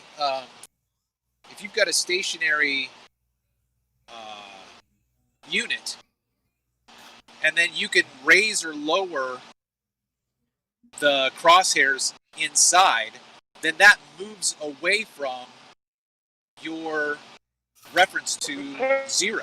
You can't raise them lower, bro. All you can do is make them thinner. You're roboting again, Brian. Sorry.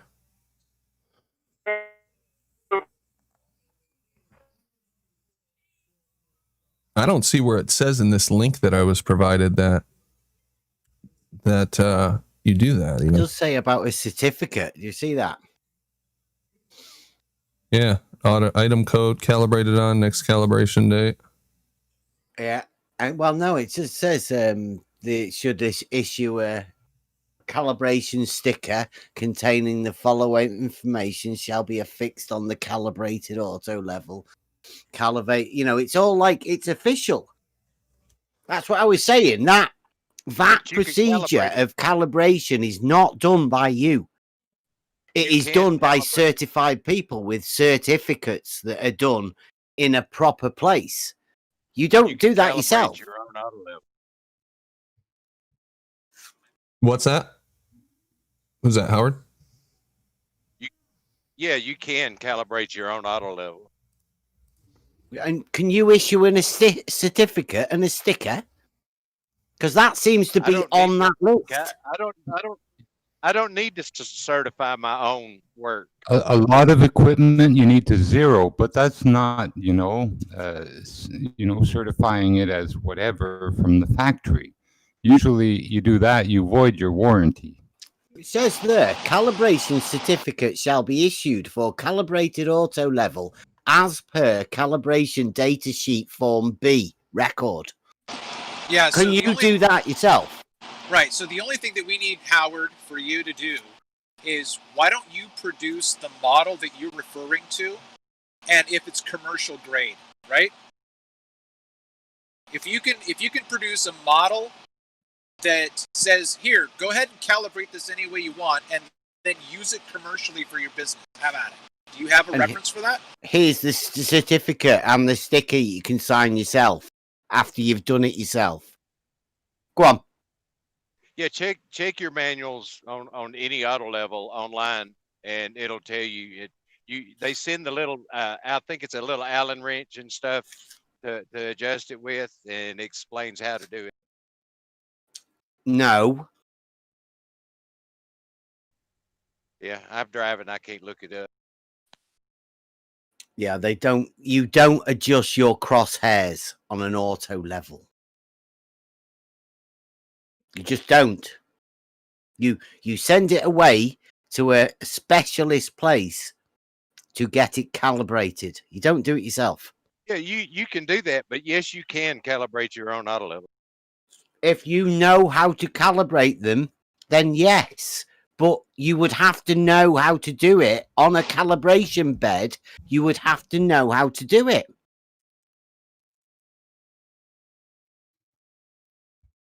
But then you wouldn't be able to issue a certificate because it has to be done by a professional place. If you own your own auto level and you calibrate it, you do not need to certify yourself to do it. Okay, yeah, but listen, what don't you understand about what Jimbo said, right? If you I understand what he said. Okay, listen. If you screw with the mechanism, you void the responsibility of the company that manufactured and calibrated it. You've messed it up. So this is an official. As in, they can't certify or guarantee that it's accurate anymore because you messed with it. Then you'll have to get somebody else to do it if you screw it up. There's a reason that it's not their problem anymore when you mess with it, because the accuracy can't be certified. Yeah, I mean, honestly, Howard, I get that you're driving, totally. But in the next couple days, please find us a commercial graded instrument that says, here's how to calibrate this if you need to adjust anything. He's just blurting shit out, dude. You need the mirrors. You need the instrument to calibrate that thing, and it consists of some mirrors. It's not an interferometer, but it's kind of like that. And if you don't have that equipment that costs a shitload of money, you cannot calibrate the shit. Okay? And if you're going to spend the money, it's just a matter of doing foresight, backsight. It's a procedure, Brian. Listen, we're not going to get anywhere arguing with you, Howard. I think it's a pretty reasonable request.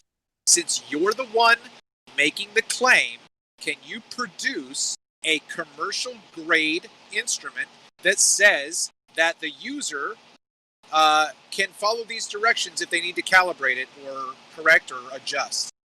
Yeah, he was conflating a two-peg test.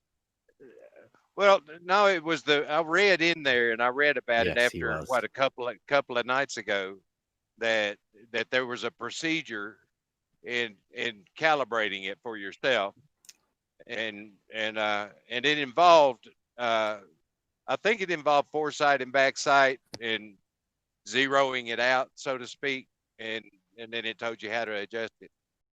But you know, I'm driving, I can't post anything, but I will look that up, and I can bring it back and post it in chat later on. I like to That's know. how you set. Listen. That's how you set the thing with foresight and backsight. That's how you set it. That's not how you calibrate it, bro. It takes What is device. what is setting it, Brian? What is setting it? Setting it is you set it up and you zero the bubble out and you check the foresight with the backsight. You can calibrate it yourself to see if Roboting again. yeah, I'm sure there is a like a Alan, you know. Yeah, all right. Well, anyway, you get the point. Look, he's describing setting it up and just manually calibrating it. But no, it takes a device, man. I'm sure there's a certain way you could do it and everything. But yeah, it wouldn't, you know, nobody would stand behind that or buy it. You know, if you say, hey, I self-calibrated my auto level. Why don't we there's a machine they use. Let's talk about like what the calibration process is, right? So if you're going to say, hey, we're going to calibrate this auto level, you'd be like, oh, you mean you want to make sure it's not pointing up or down, it's pointing directly horizontal? Is that what you're trying to calibrate it to? Who's got an open mic with the keyboard? He's searching for the answer. Let him go. That's okay. Yes, right there, and you're right. Okay. So the calibration is to make sure that it's pointing directly straight, right? Within a tolerance from the factory. There's no out in the field calibration that we do or anyone does, right? Sorry, Aaron. Did you just say we? Who the user is what I meant. The user. Yeah, you said the other day you've never used or done anything with any sort of a level, so for you to sort of announce we is a bit. What did I say? Disingenuous, right? What did I say? What were we You talking said about? we do something with auto levels, didn't you? Meaning the user, right? In the field. You know, you don't pull the top off of it and recalibrate what came from the factory. Now you do a foresight. Is that what you think calibration entails? No. Pulling the top off it? Well, I didn't build the instrument, so yes, I would never. You mean try you've to... not got a clue? What do you mean? I mean, you've not got a clue what you're talking about. Okay. It's like it's a professional job. Calibration of these pieces of equipment. It's a professional job. That's why it comes with a certificate, right? Because they have to be exact. There's no ish. What I just said. It's either it's set at horizontal and then they are set at 90 degrees and they are checked that all of that works. Within the tolerance, sure, from the factory. Yeah. No. There's nothing I can do. It's like being a little bit pregnant. You are either level, i.e. horizontal, or it's not. Do you even know what a margin of error would be on that? Depends on distance, actually. What you think the horizontal would change over distance? No, but a micro error in the setup, the calibration of the unit. Let's say one of your mirrors is has a ding in it, or who knows, right? There's so many just little tiny factors. Okay. Mirrors? Where are the mirrors? In an auto level? Inside the unit. That's what you look through. Maybe your bubble's off. Really? You've seen mirrors in there, have you? Have you never bought any defective piece of equipment, Bev? ever? Optics, yeah, I've got a few bits of Okay, optics yeah. from So, different so things and what? telescopes. When Left and Lane was stuff. saying, when There's Left no Lane was saying, mirrors well, in them. okay. When Left Lane was saying that you calibrate it by doing a foresight backside, no, you're making sure that the calibration that Bev is talking about, certificate, Yeah, is Aaron, within that spec. I'm not interested in listening to somebody who doesn't know what they're talking about talk a load of shite about nothing, right? I'm not interested. You don't know what you're talking about. Everyone knows it.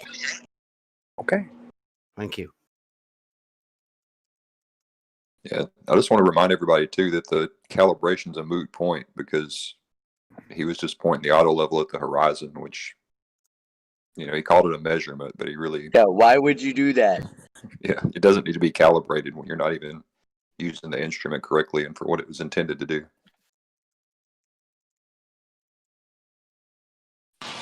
Who's got the keyboard tippity tapping? Drive me crazy. Hey, it sounds better than my air drill. That's true. Okay. So it sounds like there's still some disagreement about these crosshairs. What does this matter at the end of the day? Just sum it up for me. But the calibration, no, it's nothing. It's these Globers think they've got a gotcha somehow, somewhere in it. But I don't know how the tool works. No, all it is that when I went to go and get my auto level, right, I've got two. I have one, and I went to go and get it checked and calibrated because I knew that the ballers would have, you know, they'd go at me for anything. So I took it to the place, and it turns out it couldn't be calibrated. So I bought a new one. While I was there, I got it calibrated. It's got the sticker on it. It's got the certificate. It's got everything. Now, when I've then seen Slice Barcane particularly, and a couple of other people, I think, what's the face? Critical. The Curveyors. Right, yeah. He had one as well. No sticker on the side, I noticed on theirs, because that's what they've done. They've just ordered it off the internet, and it's arrived at their house. It's not been calibrated. It's come standard from the shop, but it's not been officially calibrated because it hasn't got the sticker on the side of it. Right? Now, if it was me that had done that initially in the first place, then they would have all been on me saying it wouldn't have counted because it wasn't officially calibrated.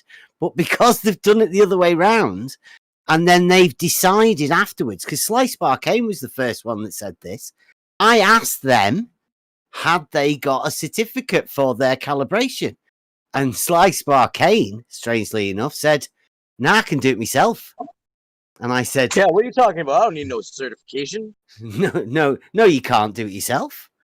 And he then went on to explain the 2-peg test, which is just a check that your level is actually level. It's just like a little test that you should do all the time. But he thought that was a calibration because he knows so little. It sounds like he's told a lot of other people this as well. And now people think that they can actually calibrate the level for themselves. I mean, they might be able to do all of the adjustments that you need to do and all, but it wouldn't be officially calibrated with a certificate, which is the whole point of me mentioning this at the beginning. No, it's not something you can do yourself. It's like, could you be in a mechanic? Yeah. Could you do everything that you need to do for an MOT? Yeah, you probably could. Could you give yourself an MOT certificate? No, you couldn't. Why would you even want to? Well, that's what this is. That's what a calibration certificate is on an auto level.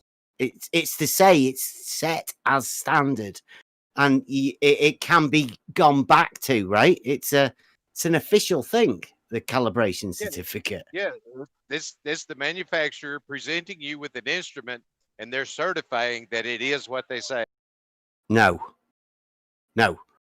You get the instrument, and then you have to go and get it calibrated, proper calibrated with a sticker on it, signed, dated.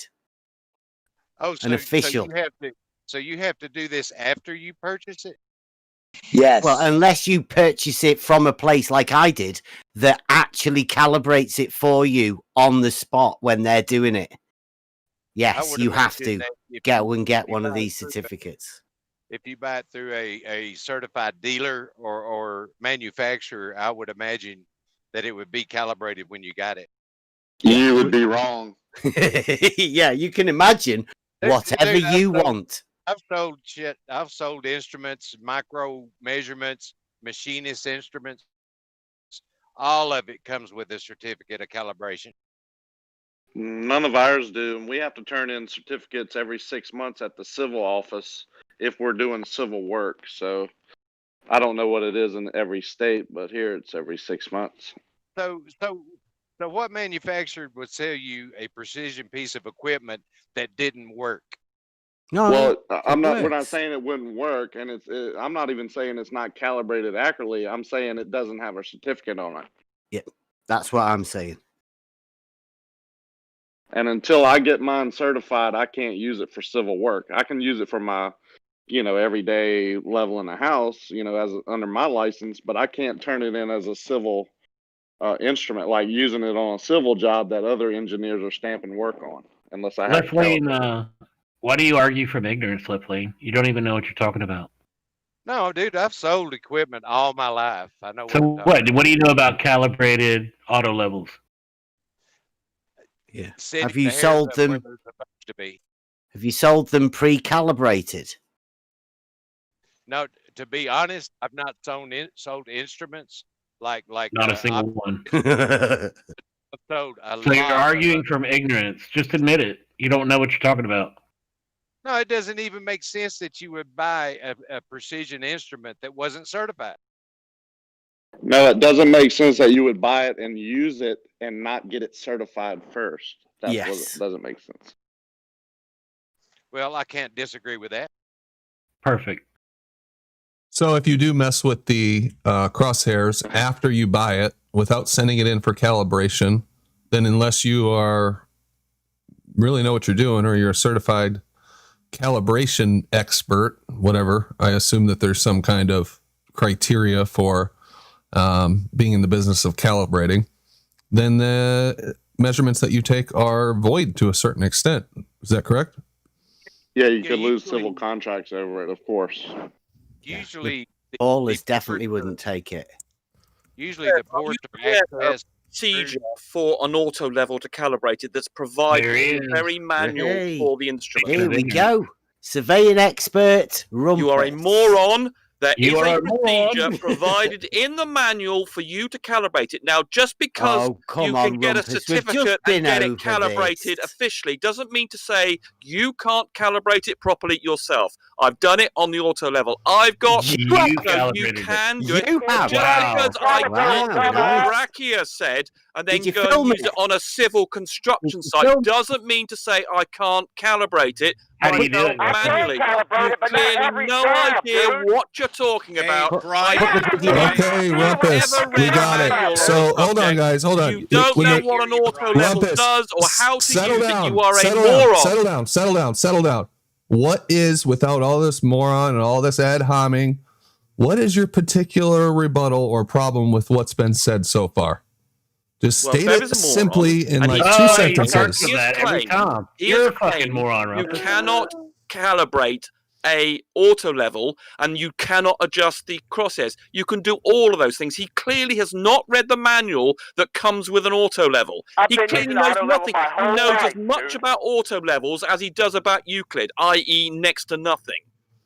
I've been using it my whole life, and you cannot calibrate the internals unless you have the device, the machine to do it You with. haven't read the You gotta manual then, calibrate Brian. Every single job. I don't You know have what to calibrate it every single. I don't know Let what me- let auto me finish. level I you listen have to got. you. Now listen I to me. don't know Let what him auto finish, level Rumpus. you Let him got. finish, Rumpus. Go ahead, Brian. I've had about 10 of them. I've had about 10 of them. Well, have you read the manual I got for lazy. them? I've been using Have it my you whole read life, the dude. manual for them? Rumpus reads books. Have you read the You have to manual? calibrate He read every books time on you everything, get though. out. Brandon, kick him out. Have you No, read no, no, the no, not yet. manual for your Every auto time level? you take it out of the box, Have have to you calibrate read it. the Every manuals time for your you take it out auto of the level? box,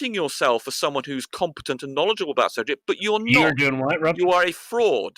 You're a fraud, Rumpus. What do you See, know that's a about bit this? of projection, Rumpus. No, he's quite obviously a fraud. I know Yeah. everything You I You say read is a correct. manual. You read a manual, so you're an expert now. Just a Good minute. for I you. never said I was an Yeah. expert. I just Bev- happen to know Bev's more elite about one the has subject done than Bev more does. than- He doesn't even know the difference between horizontal and level is that's described in every personal surveying book. gain. This guy has not read a Rumpus. surveying book ever because he Rumpus. thinks horizontal and level are the same Rumpus. thing. Rumpus, where's the personal gain?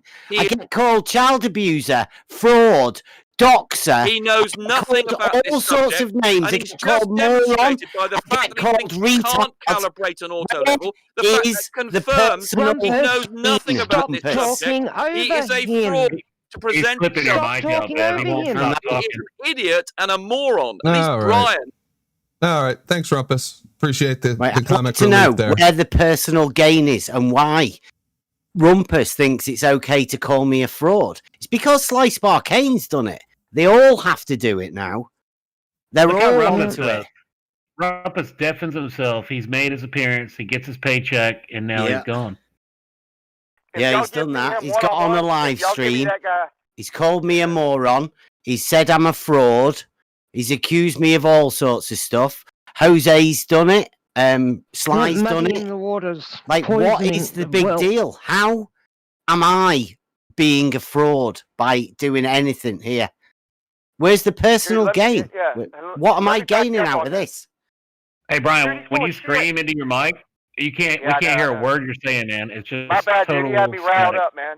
But listen, if I had him one-on-one, if I could get him to stutter or double speak every time on any subject. Because let me say this, okay? So all the auto level is a freaking scope that you could zoom in with. You could focus the crosshairs. Can't and that's zoom what he's talking in. about. Brian, I'm talking about not zoom in. You know what I'm saying, Bev? Bev, you know what I'm talking about, okay? You can focus, okay? You can focus in. Is what you know what I'm talking about, okay? If you have a, I hope that's so. all you could do. That's all you could. Bev, I've been using these things my whole entire fucking life, bro. I was born into this stuff, dude. That's what I do. I know, but class, Brian, constant- listen, hold on real quick. This is why words are important. You said Zoom, Yep. okay? Yeah. So that's They'll the wrong pick us word. up on You're the right, smallest mistakes. Yep, we've got to be Yeah, that's so true, that's careful. Kind of like Well, Aaron I saying stand news. corrected, but here's the point. So if you're looking through this thing, and if you're looking through the auto level, okay, what could you even do to calibrate it, okay? So all you could do is pivot around in a 360 degrees. Okay, you could put it on its tripod like you're supposed to do, and then you can focus in or focus out, okay? And there's a left to right knob. I never really use it, but you can. And but you can't adjust the crosshairs. They are how they are. And if you touch them crosshairs, you've screwed the instrument up, bro. Unless you had a device, unless you had the instrument they have. It's like a little machine. It ain't a machine. It's like lasers. They use with mirrors, and they Brian, set it you up. should have just shut up a little bit earlier, mate. Bev, you know what I'm gonna do? Bev, I'm gonna go there tomorrow and film it as they calibrate my shit and show Okay. you. It's a fucking little device with Sweet. mirrors. Okay, Yeah, it yeah. shoots it in, and I'm just gonna show you. Since I'm having trouble explaining it, I'm just gonna show you. Okay, and you can't do it. You can't do it. What is there to Chance calibrate? of seeing that, zero. On the spot, right? Yeah, I mean, sorry to interrupt, guys, but I mean, I was gonna say you can raise and lower the crosshair. I mean, it's not like it's impossible. I mean, it can be done. Just turn the capstan screws. That's not calibration, though. There's a big difference between. Well, I know it's not calibration. I'm just saying it can be done. They'll say it is. They'll say, "Oh, well, you move something that's calibrating it." No, No, not That's the not way the way he was describing it. From what I remember, he was not, because he was saying that you would move it to match your observation, and that's when I came in. It's like, no, you don't do that. But whoever was just saying that you can't move the crosshairs, I was just saying that that's not true. You actually can. I just don't want to give them something else to come back and say we were wrong about. You know what I mean? Putting the crosshairs where they're supposed to be is calibrating it. How do you determine where they're supposed to be? No, it's not.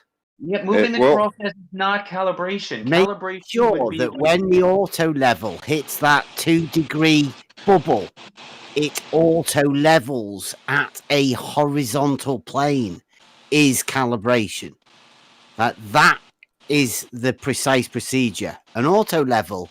Can you see that little bubble on the side? Are you looking at Brandon's? Is it? I'm still looking at it. Yeah, that's what I was It's saying the little- other day. Like Howard's not talking about a calibration. I mean, I guess you could call it that, but really it's just like a spot check that you would do in the field, but it's not a real calibration. But even though he's explaining it and saying that he read it in a manual, it doesn't matter because he obviously doesn't know how to use That an was my auto point. That's level. what I was trying to get to. That's all Rumpus was saying too. They're talking about the same shit, and we do that every job. We calibrate it. We double check everything, and just about every job, you know. And you got to calibrate. That's what they're talking about. They're talking about setting the damn thing up. Well, take it to the Yeah, top to I think get it's just calibrated. an argument over semantics. Like Well, you can, I guess, yeah, you know, if you wanted to really call it a calibration, technically, I guess, Yeah, Well, field calibration. But like the point I was making at the beginning, right? The very beginning was when I got my level, I got it done at the calibration center. I bought it from the calibration center and they calibrated. They put a sticker on it, right? At the point that when they got their auto levels, I don't know why they bought them. They bought them just because they thought I'd got one. And it's a good thing that they then thought, you know, they can ruin whatever I'm doing. Right. But I'm just got an auto level so I can go out and teach my lads and check this stuff for the water level for the test. So I got it calibrated. All I said to them was, have you got your auto level calibrated? They obviously haven't, because this is the argument they have to come with, that you can calibrate it yourself. I mean, I've never said you can't calibrate it yourself. All I'm saying, like Dave said earlier, right, in order to have it officially calibrated, it has to have this certificate. It's like having a car without the MOT or whatever it is you have. You need to have it, otherwise it's no good. Bev, let me say one thing. You have to have the equipment to do it. Do you think, I mean, I'm not trying to be a dick, but what do you think? They just take 2 buckets of water and take it out back and, lines up with the buckets of water and put a sticker on it? That's what George does. They've got equipment, man. It's a little device, dude. It's got mirrors and shit. It's like a 2-meter square bed with mirrors all over it. From what I've heard, it's not a little tiny device that you do anything with. You don't. It's got optics. I mean, it's got a little thing. I can't even describe it, man, but it's got a little thing. It's a little laser, man. So it sounds like there's 2 things here. There is a official calibration that the device undergoes, and that gets a certification. And then there are adjustments that can be made in the field, and there's some type of tool, what you're describing, Brian, that is used on job sites to ensure that, I guess, everything is aligned properly or that whatever. No, I ain't never. No. I've never used the tool. Hold on, So then what is this thing you're He describing? said he's going to make a video tomorrow, aren't you? No, yeah, but let me get that's this what you straight. said. You're going to make a video explaining how you do it. I did, Bev. I did say that. Yes, I did. Yeah. Listen, you can't calibrate. I was saying what I was trying to say is, you set it up and you double check everything on every job. You pull it out the box and you double check it. You can't calibrate them crosshairs. There might be a way to do it. Yeah, I've never did it because you'd muck up the machine, bro. I mean, you'd muck up the What happened to the little device that they use? What happened to Some of that? these little amateur, some of these little amateur instruments you can probably do that on. People keep showing these things, and I'm not sure. Bev, they're not did you professional watch them? pieces. Hold on, Bev. Did you watch them? Did you go back and watch them do it? You watched them calibrate it, Bev? It was COVID. No, Well, okay. I wasn't even allowed in the Why are shop. you mocking me, Bev? Bev, why are you mocking me, bud? I'm not mocking you. I'm just saying you seem to be all over the place, Brian. All over. Hang on, Brian. Calm down, You Brian. seem to be trying to put me all over the place, Bev. What I'm saying is, if you try, I've never messed around with the internals of an auto level to try and calibrate it. What he was saying about spinning the little tripod, the little legs, the little adapter things, to center. I could do that shit blindfolded. I've been doing this forever. That's how you calibrate. You just double check it against water, something that's flat. Especially if it's been driving crew and all that. You just double check it, but you don't calibrate it. I was saying calibrate like that's what they were talking about. They're talking about you can calibrate it yourself. No, when you get out to the job, you set it up. They were physically defining setting that thing up out in the field. Have you ever zeroed a rifle in, Brian? You ever zero a rifle in? You ever had somebody do it professionally for you? It's the same thing. You know it's accurate. It's certified. You don't have to make a big deal about it. Yeah, Same thing. I'm just making sure he ain't. You know, because I've seen him do it. You know, they got a little thing with mirrors, just a like little laser. Just like sighting in a scope, same thing. So what is this little thing with mirrors, though? What is the purpose of that thing? It gives it distance. I'm guessing it adds distance to it, and it they line up the things, man, and it beeps, dude. I'm gonna show you what I seen. Man. Go up there. I don't think they're still under. If they make me put on a mask, I ain't going in there though. But I'm pretty sure, man. Where's this at? Where did you see this thing at? So I don't know nothing about that, man. It's a little survey shop right up the road where I get my Brandon, levels. Oh, okay. I'm gonna say this, and the last thing I'll say about it: do a search on calibrating an auto level instrument, and see what you come up with. There's plenty of videos, instructional videos on how to do it. Yeah, why don't you quit arguing from ignorance and go to a shop where they sell them and talk to the people who certify it? Yeah, run away. I don't need to. I don't need to. I'm confident in what I'm talking about. Yeah, you think you live on a ball too, and you don't need to question that either. So whatever. Okay, what the fuck ever there? I don't know what you're going on about there. It's just the way you look. That's the way you look. Right, don't be surprised when you come back and you've looked out at the horizon with your auto level. I don't know why you'd do that in the first place. Found an angle from somewhere, and then somebody asks you, "Is your auto level? Has it been calibrated?" And you go, "Yeah, I did it myself." I'm sure people are going to go, "Well, that's obviously. What do you say you've done? Oh, you've found a globe, have you?" Yeah, just works a two-way street. This now, right? What we can't get away with, you shouldn't be able to get away with. That's all we're saying. Yeah, I really don't think he even calibrated the thing anyway. I think he's just arguing based on what he read in the manual. I don't even think he could describe the process to you if you ask him to. Who, me? Yeah, you. The one who said he measured the horizon by pointing auto I level. tell you what, I'm gonna tell you this with 100% confidence. I've never done it, but I guarantee Exactly. you I could. I knew you hadn't done it. Making a best guess. He had never done it, but he's going to tell you what it's going to be. Yeah, 100% guarantee. Talked and answered the questions. I've never made a girl orgasm, but I guarantee you, You know nothing about my history. You don't know anything about my capabilities. And yeah, You whatever. have to know your history to know You your don't know bullshit. anything about me. But you're going to criticize. You say you don't know shit about something, then you say, I guarantee you I know something about it. It's stupid as fuck. No, it's simple. It's not fucking rocket science. God dang, what are y'all going on about, man? Why did this become such an emotionally charged issue, this calibration thing? It's only a level, isn't it? It's like it's a professional job that professional people do, and people are getting upset. Sorry to cut you off, Dev, but he's killing them with straight line. He's triggering the shit out of them. They can't help it. The ball is gone, but they're still here. Yeah, I really think they're just trying to distract us with the whole calibration argument to take away from the fact that they're claiming to take measurements when they're really not. Yeah, no globe heads have ever measured any curve ever, and they want to pretend like they're experts because they read a frickin' manual. Give me a break. Share your pain. Well, I don't understand why we're having to calibrate these horizontal levels, because you can't create a horizontal anyway, is what we're being told. Ah, good point. All right. Anyway, guys, it's about 8 o'clock, so we're gonna wrap up. Do final thoughts.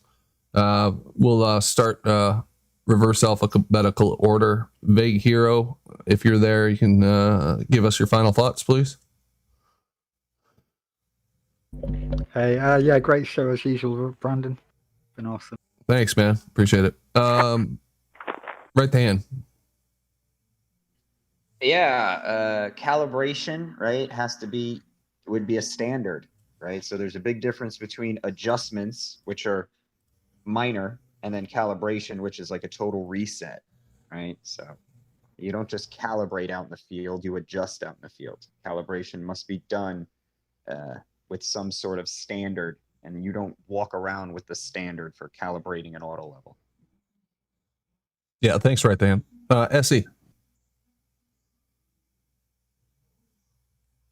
Sirok. Rodney B. Yeah, I just want to go off this, what Right the Hand said. Yeah, I think this whole argument about calibration was just about semantics. You know, it probably does say in a manual somewhere that what they're doing in the field is a calibration, and it's really not an official calibration, which is what Bev is talking about. So,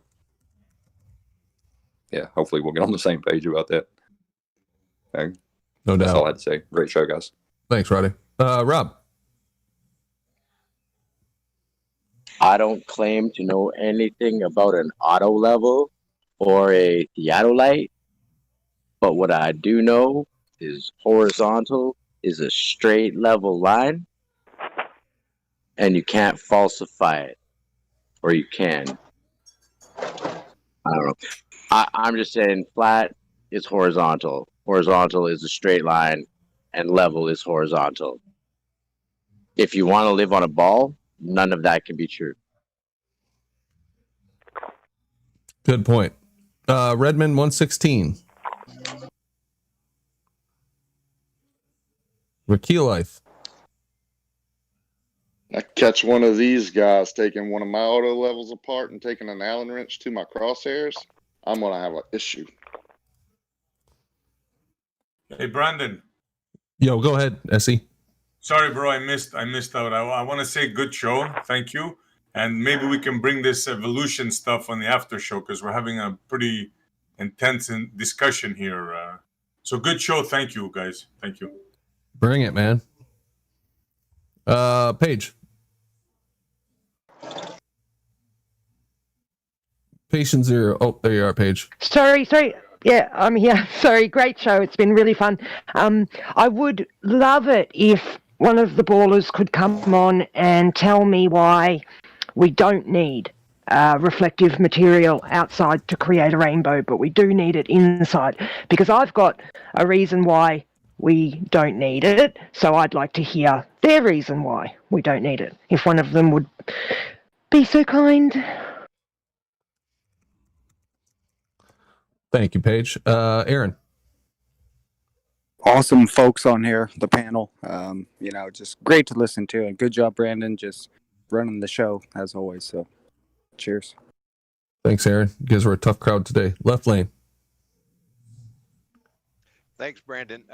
Yeah, the personal part in the heated one, the argument was, can you or can't you calibrate your own auto level? And the answer is yes, you can, if you've got mechanical ability and the manual with the instructions telling you step by step. It's not rocket science, and we shouldn't insult each other's integrity not knowing anything about one another. Like Rob Keene, he's a mechanic. Rob, I guarantee you could calibrate an auto level. It's not that complicated, but we really should try to not get heated and not insult each other, and maybe we could have a better conversation. Thanks, Brandon. Thanks, Howard. Appreciate it. Kitty Soft Paws. It's all good. Good show. Thanks, man. Jimbo Gray. Jimbo Orange. No Jimbo. F Evangelist. Yeah, hi, Brandon. I think context is really important here. When you're talking about something that's scientific or technical, the word calibrate has a specific meaning. It's not colloquial. Okay, Howard, unfortunately I'm going to disagree with you on this, mate. Like a policeman on the side of the road with a radar gun, that gun has to be calibrated. He doesn't sit there with an Allen key or a Phillips head screwdriver and point it at a few cars coming towards him and kind of make a bit of an adjustment to get to 60 miles an hour. It's calibrated in a laboratory so that it's known to be correct. So you may be able to Thank adjust you. it out in the field on the fly, but that's not technically calibrated or scientifically calibrated. As Right the Hand says, there's a standard that's accepted, and the machine or the device is then adjusted according to that. Thanks very much. Thanks, Effie. Travis. That was a beautiful analogy. Travis. Well said. Thanks, mate. You there, Travis? No? Clary. The way I've always, the way I was taught when I was like Hold on, Brian. young. Go ahead, Brian. Do your final was, thoughts. To get 3, you use the water level, 3 tubes. Brian, go ahead. Give your final thoughts. Go ahead. I was on mute. I fucked it up. No. Or if you don't have one, you could use water. But if water is curving, what could you possibly use to calibrate it yourself? If everything's curving, what could you possibly use to adjust it? Okay, but there is a device that they use. Okay, and it's nothing magical. Yeah, it's a device. They charge you money, and trust me, when you calibrate these things, they do get out of whack. And the more you move them around, they have mechanical parts, and they get out of whack. It ain't much, but it's compounding. So the further you're looking, the worse it's going to get. And every now and then you got to get the things calibrated. Like Dave said, yeah.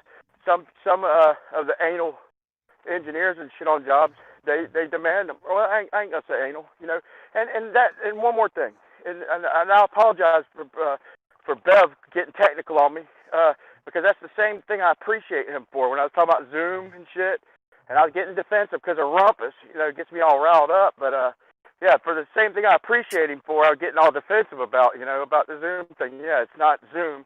And like I said, that's one of the things I appreciate him for. But yeah, I'm gonna try and get this thing tomorrow. It's just a little device, man, and with the mirrors and stuff, man. And it seemed a little longer than that to me, but it's been a minute since I've got it calibrated. But I'm due to get it done anyway, so I'll try and get that done tomorrow, man. But apologize for getting all riled up, man. I'm a sucker.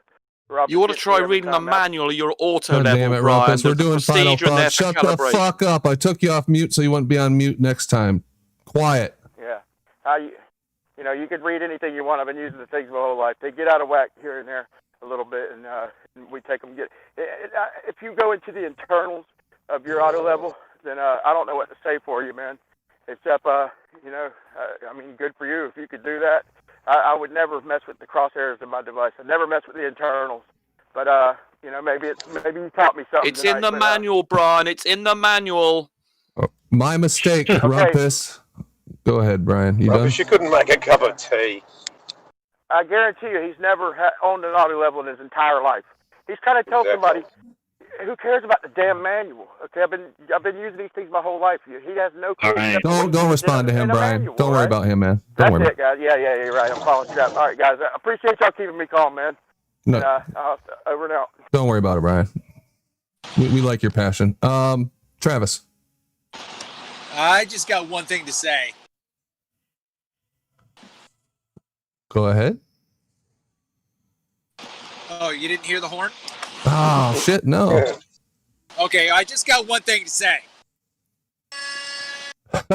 There we go. Got it that time. Thanks, Travis. Larry. Great show. Oh, I'm sorry. Who was that? Naps.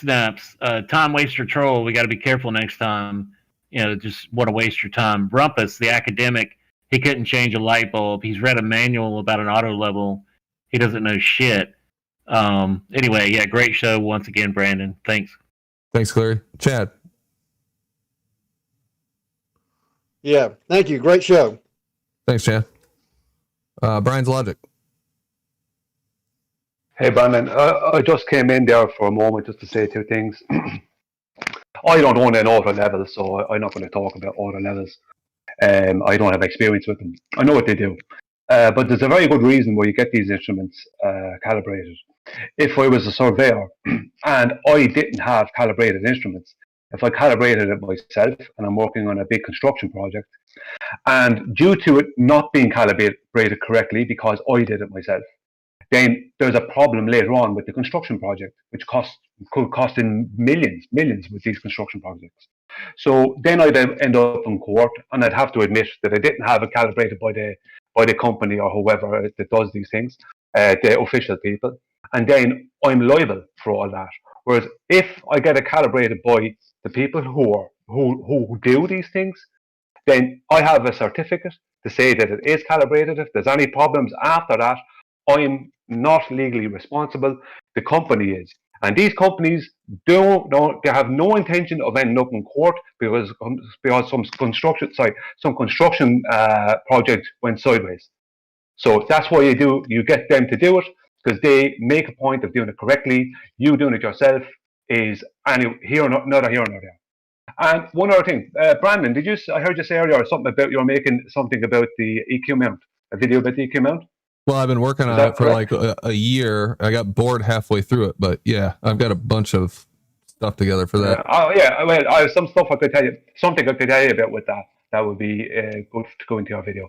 Okay. If you want to, I'm not going to do it now, obviously, but I could do it privately, or I could come on and tell you about it. Just something to look into. It's just the EQ mount absolutely debunks out rotation and the orbit around the offset elliptical orbit of the sun and all this nonsense. But you have to know something about it first. Okay? Thanks a lot. Thanks, Brian. I'll hit you up about that. No worries. Bev. Good day. We sort of knew Naps was going to be a bit of a fail anyway, because she was obviously pushed in. I'd like to say whoever it is that pushed Naps in to come and do whatever Naps was meant to be coming to do, just man up and come and do this. Do it yourself. Also, if you want to do anything properly, get a professional to do it. Don't think you can do it. You notice the people here that are trying to tell you that they can calibrate auto levels themselves, which are professional tools used by professional people, are the ones that want to use it by looking out at the horizon. I don't know. You can't measure a distance to the horizon. Nobody, not even if you point an auto level at it. I don't know why you'd do that in the first place. These people are generating a fantasy around a professional tool. I don't know what they're doing personally, but hey ho, fun times are coming. Good show. Thanks. Thanks, Bev. Yeah, and you took a lot of slings and arrows during that show, having to defend yourself quite a bit. So I appreciate that, Bev, that you manned up and responded to Sly's accusations and any questions that were answered. So that's kudos to you on that. Thanks. Oh, go ahead. Kudos to the panel. I just said kudos twice. I never use that word. Thanks for joining. You guys make the show good. I really appreciate it. And I'd really like to see us, I'm going to echo what Howard said, and have some more civility within the community, for lack of a better word, and try not to get so pissed off with each other and purposely do things to hurt each other, such as using someone's full name when you know that they don't like their name used publicly. That'd be nice. We can't have civil discussion anymore in this society without one side being accused of being dangerous or the other side accused of being pedophile vampires. It always goes to extreme, and we need to get back to the days of being able to discuss things, no matter how crazy they may sound to you at first. Discuss ideas that are outside your comfort zone without turning it into hatred for the other people who don't think like you. That's my opinion. But it was good stuff. It's too bad the debate didn't work out, but we did have a good laugh afterwards, so that was fun. And maybe we'll try it again, Naps. Sorry, I didn't mean to laugh at you, but it was a funny situation. You're more than welcome to try again in the future and join the panel and ask your questions. And I'm going to be recording the after show, so I'll be back. Thanks, guys. Okay. Yeah, sorry about that. That debate there wasn't exactly Thunderdome-esque. We'll get something going. I think we've got some stuff coming up. I'll see if anybody wants to come in here and debate one-on-one. I do want to have more one-on-one debates. If anybody wants to call anybody out, do it. I'll try to set it up. Doesn't take much to set it up. We can do it with whatever rules you want to do. If you just want to have a one-on-one discussion, like I'm going to do with Babs on Wednesday, I believe, that's cool too. We can do that. Just let me know. Hit me up on Discord or at my email or on Twitter. Those are in the description on the channel and in this video. So thanks, everybody. Appreciate the support on the channel. And we will see you tomorrow, 5:05 Eastern Standard Time, 10:05 Greenwich Mean Time. Thanks, guys. Have a good night.